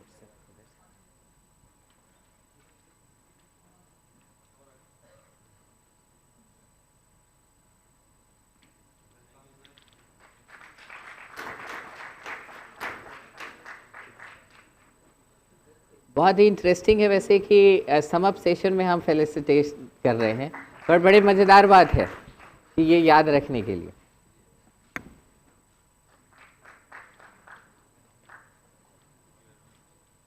Thank you, sir. So again, I'll make one point that all the 24 states and UTs where air quality is an issue in one or more cities of those 24 states and UTs, we all have to work with all our stakeholders, work in a committed way to improve the air quality in such a manner that we are in the category of those 12 states where it is not a problem as on date. So with this, formally all the sessions come to an end, and now we move to sum up session. Sum up session is going to be, first I'll invite Member Secretary Pollution Control Board, Maharashtra Pollution Control Board, Shri Ashok Singare Sahab for on the dais. And now from here on, I'll just take all the participants through a small journey that how these 1.5 day workshop happened. Definitely one fine day, maybe about not even 20 days back, 3 weeks back, there was an idea that such a workshop for the western region should be planned for, wherein हम cutting edge के जो अपने अधिकारी हैं, जो लोग हैं, उनके साथ engage करें, and it should not be a knowledge giving workshop. एक ऐसा workshop होना चाहिए जिसमें जो बैठा हो उसको जाते समय ये feeling आए कि कुछ सुना, कुछ दिमाग में बात गई, भले ही उसको समझा ना हो पर उस पर कुछ सोचूंगा. इस इरादे के साथ जब बात शुरू हुई तो दिल्ली में बैठे हुए भारत सरकार के जो हम लोग टीम थे along with CPCB टीम, हमने कहा कहाँ से शुरू करें. And with this when I rang up Member Secretary and requested for the help to host it, I never imagined about it, to be very frank, that hosting is such a big task. यहाँ आने के बाद मुझे पता लगा कि इतना सारी चीज़ों को यहाँ करना था, उसको तो मैं सोच ही नहीं रहा था. मैं उन चीज़ों में लगा हुआ था कि मुझे 4 स्टेट्स को इनवाइट करना है, 4 स्टेट्स के 30 म्यूनिसिपल कमिश्नर्स को इनवाइट करना है, 4 स्टेट्स के UD urban development secretary, chief secretary, उनके मिनिस्टर्स को इनवाइट करना है. And it was not an easy task. आप लोगों को लगता है इनवाइट करना है, चिट्ठी भेज दी जाती है और वहाँ अगर ये stakeholders they would be रफली अबाउट 120 50 इंपॉर्टेंट स्टेक होल्डर्स, उनके ऑफिस को मेल किया, 50% ने कहा कि मेल ही नहीं मिला, 50% फिर फ़ोन किया तो फ़ोन नहीं मिला. And every time it was such A struggle. मैं सुबह शाम पूछता कि जो है चलो ये वाला पार्ट तो ये देख रहे हैं, कोई आएगा भी या नहीं आएगा? हम लोग सारा शो जो है होस्ट कर लें और कोई आएगा या नहीं आएगा, कैसे होगा? फिर later on it was scaled up to the level of minister. आपने देखा कल जो सब भी मिनिस्टर आए, it was not, and nobody from nowhere the excuse me if we can just stop the live streaming. Live streaming बंद कर दें, रिकॉर्डिंग भी बंद कर दें, ठीक है? लाइव स्ट्रीमिंग रिकॉर्डिंग सब बंद कर दें, क्योंकि मैं कुछ शेयर कर रहा हूँ समथिंग लाइक, तो बंद है सब, सब बंद. It's the journey that we have come through, and with all, मतलब I personally am at the outset, it's not telling my journey, I am telling the journey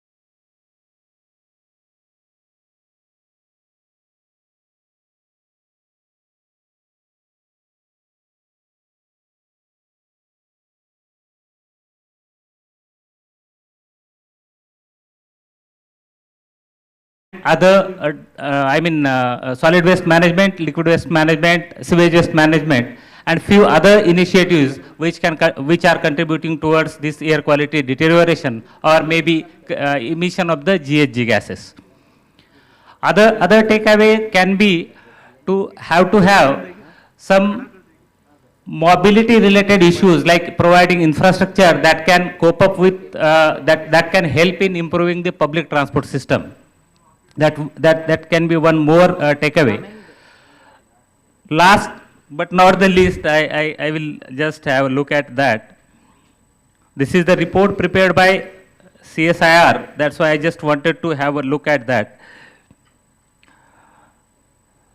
Construction and demolition waste, that has been reiterated many a times, particularly in big cities and towns like Mumbai, Pune, Navi Mumbai, Thane, Kalyan Dombivli, and Aurangabad, Nagpur. C&D along with the resuspension of the dust, it contributes to a substantial extent for the deterioration of the air quality, and to have some kind of C&D waste management plans at the municipal corporations level are going to certainly help in attaining some good quality or improvement in the air quality of that corporation. Last but not the least, domestic use of the fuels. Solid fuels has to be converted to eco-friendly fuels, either in domestic sector or at other facilities run at, common facilities like crematoriums and other places that can be converted into some eco-friendly fuels that will certainly going to help this air quality improvement for the state of Maharashtra. Thank you, sir, for giving me a fantastic opportunity for providing the perspective with respect to the state of Maharashtra. On behalf of all the municipal commissioners, district magistrate, nodal officers from the non-attainment and other cities, 15 finance commission cities, I am really thankful for providing the financial assistance as well as technical assistance. At the same time, providing some prana-like dashboard for moving forward and giving some very good thought-invoking presentations from the international standards. Thank you, sir. Thank you. I am privileged. Sir, thank you, sir. Now I invite Member Secretary CPCB, Dr. Prashant Gargo, for his concluding words for this first workshop of Western region. Thank you very much. Firstly, let me take this opportunity to thank Maharashtra Pollution Control Board, the chairman, the member secretary, the entire team. You have been wonderful host, and then 2 days, were extremely enjoyable. So thank you very much for that. As far as these 2 days workshop or air quality management that we are targeting under NCAP is concerned, let me assure you that, we are just at the beginning, put up a framework in place, but it's not an easy path. It's not a short journey. There's something, that you will not be able to, solve or do anything in next 1 or 2 years. It's a long journey.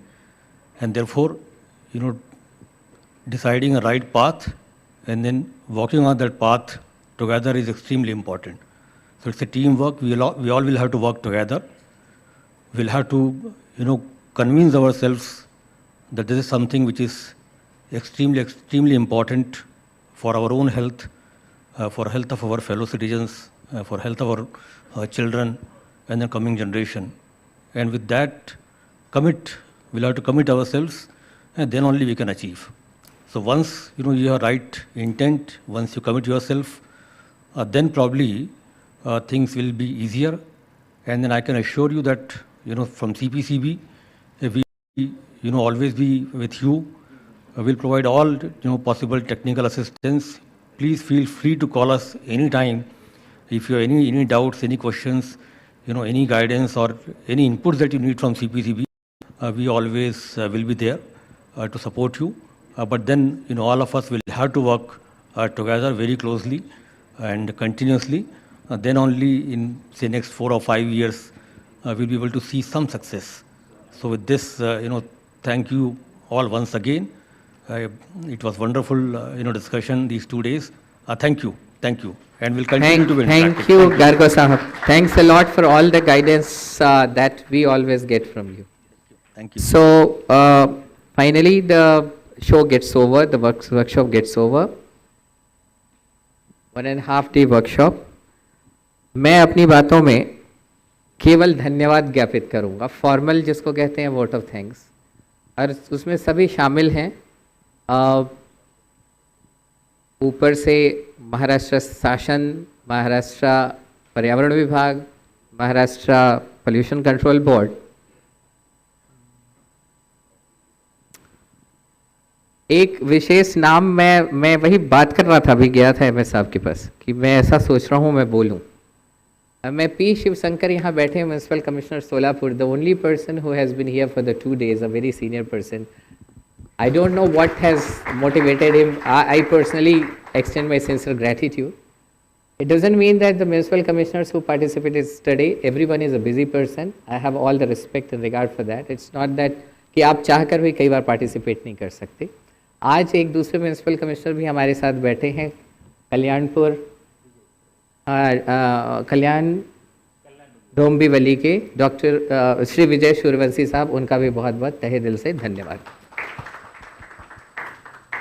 और दिल और दिमाग से, पहले मैंने कहा दिल बोलूं या दिमाग, तो पहले मैं कहता हूँ दिमाग, मेरे खुद के दिमाग से, और मेरे वहाँ पर रुकता नहीं हूँ और आगे कहता हूँ कि मेरे खुद के दिमाग और दिल से इस हॉल में मौजूद जितने भी लोग हैं पार्टिसिपेंट्स, वो क्या हैं क्या नहीं हैं, इंटरनेशनल ऑर्गेनाइजेशंस के हैं, चेयरमैन में गोवा पोल्यूशन कंट्रोल बोर्ड हैं, व्यक्तिगत तौर पर बहुत बहुत धन्यवाद. और फॉर्मल तौर पर मंत्रालय की तरफ से, भारत सरकार की तरफ से बहुत बहुत धन्यवाद इसमें पार्टिसिपेट करने के लिए. एक चीज़ बिना आपसे पूछे मैं कहता हूँ, आप जाएंगे तो बहुत सारी चीज़ें लेकर जाएंगे, वो मैं जानता हूँ, बहुत सारी चीज़ें मैं यूँ ही जानता हूँ, उसको मैं कह रहा हूँ कि वो बहुत सारी चीज़ें लेकर जाएंगे. वर्कशॉप की चीज़ें भले लेकर ना जाएं, पर कई बहुत सारी चीज़ें लेकर जाएंगे. कुछ लोग जिनको वर्कशॉप से मतलब नहीं होगा वो कहेंगे कि बातें बीच बीच में अच्छी हो जा रही थी, थोड़ी सी नींद नहीं आ रही थी, तो लेकर तो जाएंगे. ठीक है, तो बहुत बहुत धन्यवाद. खास तौर से महाराष्ट्र पोल्यूशन कंट्रोल बोर्ड के सभी ऑफिसर्स का, जिनको मैं व्यक्तिगत रूप से जानता हूं और जिनको मैंने व्यक्तिगत रूप से नहीं जाना, सब के सब जितने यहाँ पर असिस्ट करने के लिए रजिस्ट्रेशन में मेमेंटो को लेकर आए गए. कल से कितने, कोई किधर भाग रहा है, कोई किधर भाग रहा है, फोटोग्राफर हैं या वीडियोग्राफर हैं, वहाँ वो खड़े हैं कि कब मैंने बोला बंद करो तो उन्होंने बंद किया, जब बोला तो उन्होंने ओपन कर दिया. तो उन सभी लोगों को जिनको मैंने व्यक्तिगत रूप से नहीं जाना है, पर सामूहिक तौर पर एक कलेक्टिव स्पिरिट होती है, तो वो जब हम यहाँ बैठते हैं तो वो स्पिरिट इंटरैक्ट करती है without knowing the name and person. तो उस इंटरैक्शन का धन्यवाद सभी लोगों को. उनसे भी जो मिला बिना कहे हुए जो स्नेह और भाव, उसके लिए भी धन्यवाद. सभी लोगों को, सारी थाने की team, transportation team, audio visual team, registration team, पता नहीं कितनी कितनी टीमें बनी हुई थी, जो सब मुझे जानते भी नहीं होंगे, सबको धन्यवाद. सबको करने के बाद दो विशेष धन्यवाद मैं दूंगा फाइनली. वो है एक सीपीसीबी के जो भी ऑफिसर्स रहे, हमें जितना भी जिस रूप में सहयोग मिला, उनको विशेष धन्यवाद. और उन सबसे ऊपर मेरे मंत्रालय से जो लोग 6-7 लोग जो है, मुझे खुद नहीं पता कि मैंने कैसे किया. हाँ, मुझे खुद नहीं पता. उन सबका, सबको लगता है कि मैंने कुछ किया नहीं. मैं बताऊं एक चीज़, फाइनली बताता हूँ, इतने सारे लोग जो 4-5-6-7 मेरे साथ थे भारत सरकार पर्यावरण मंत्रालय के, उनको लगता है कि उन्होंने कुछ किया ही नहीं. तो किया नहीं तो हो कैसे गया बिना किए? कि it was such a smooth journey कि उसमें पता नहीं लगा कि किसने क्या किया. तो वो आप लोगों ने बहुत कुछ किया. Finally 2 things, 2 tangible events. With that we will close the thing, क्योंकि जब मैं वो फाइनल tangible event करूंगा तो यहाँ chaos हो जाएगा. तो पहले मैं एमपीसीबी के सारे उपस्थित ऑफिसर्स को मंच पे बुलाना चाहता हूँ. एक ग्रुप फोटोग्राफ होगा. एमओएफसीसी के जो ऑफिसर्स हैं वो आ जाएं सारे लोग, और एमपीसीबी के immediately will spend 2 minutes, have the group photograph. Municipal commissioner all state बाद में, हाँ ठीक है, वो इसमें ग्रुप में लिया जाए. इट्स जस्ट, हाँ तो आ जाए प्लीज. इसके बाद जो है will have a massive group photograph.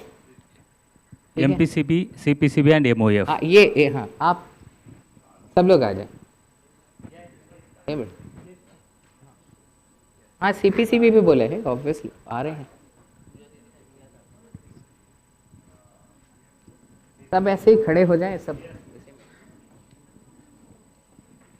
आ जाइए, सब आइए।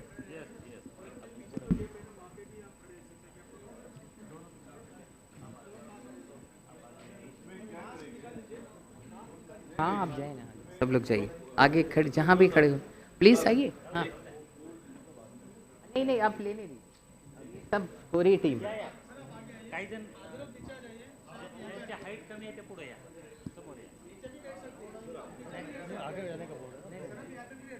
देखो जिसको जहां मर्जी है, फोटोग्राफर साहब फोटो खींच लो, कोई झुका हुआ आएगा, कोई खड़ा आएगा।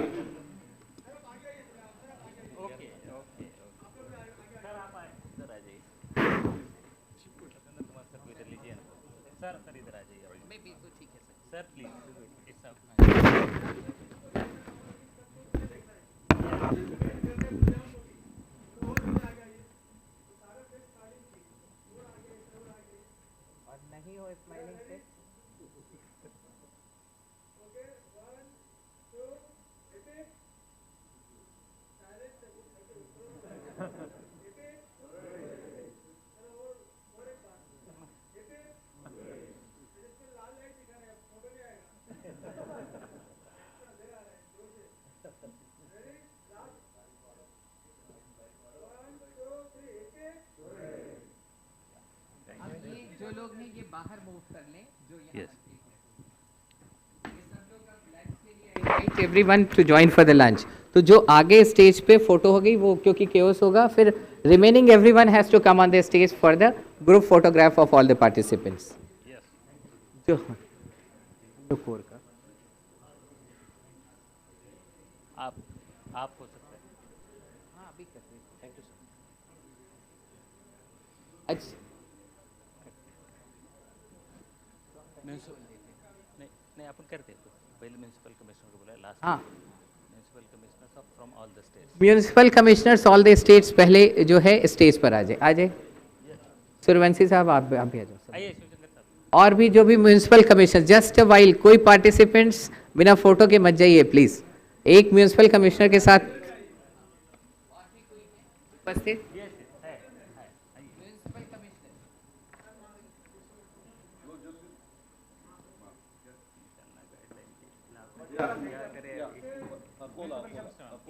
सब लोग आ जाए प्लीज।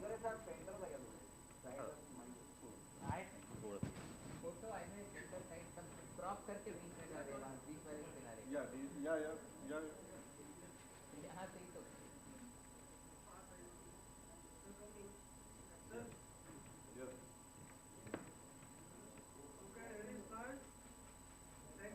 बस ये सारे लोग यहीं रहेंगे, सारे पार्टिसिपेंट्स आ जाएं other than MPCB and ministries. आप रहें स्टेज पे, सारे participants please come on the stage, जो भी बाहर से आए हैं इस वर्कशॉप के लिए, सब स्टेज जैसे फर्स्ट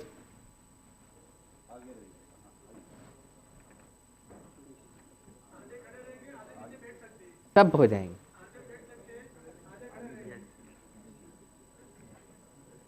और मैं कहूंगा कि सब जो भी पार्टिसिपेंट्स की ईमेल आईडी में उनके फोटोग्राफ्स भी जरूर मेल करना।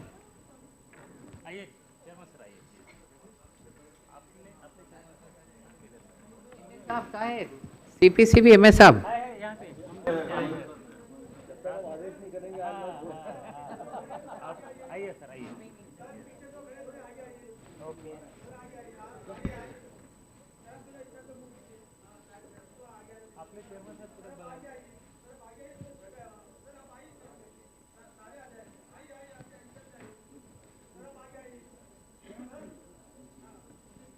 आप पीछे मत जाइए लेकिन।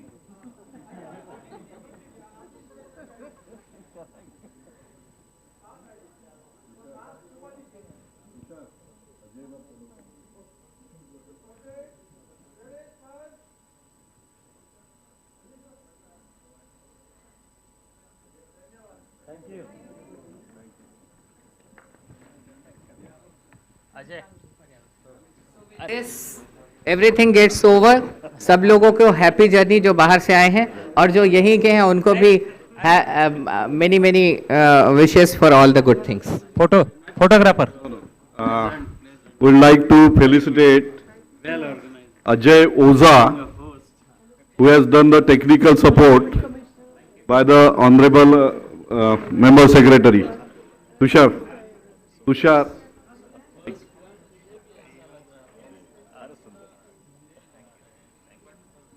Ajay Oza, Thank you. please come.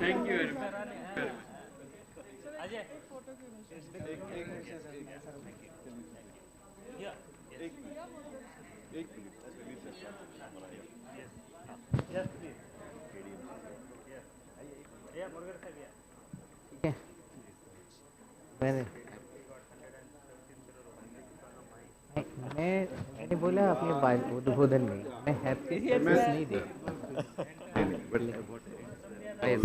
MS sir, please felicitate Ajay Oza. हाँ मैं दूंगा.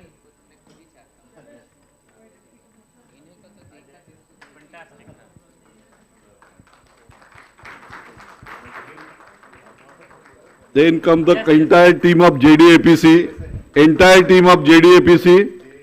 with MS photograph, entire team of JDAPC.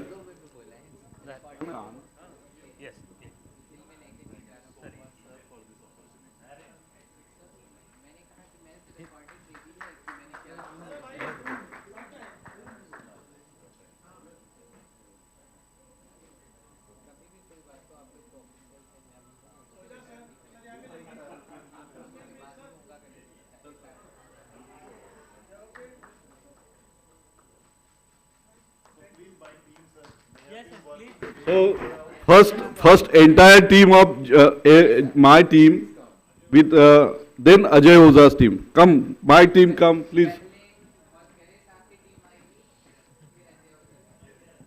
Please come. Where is Snehal? Snehal Gole.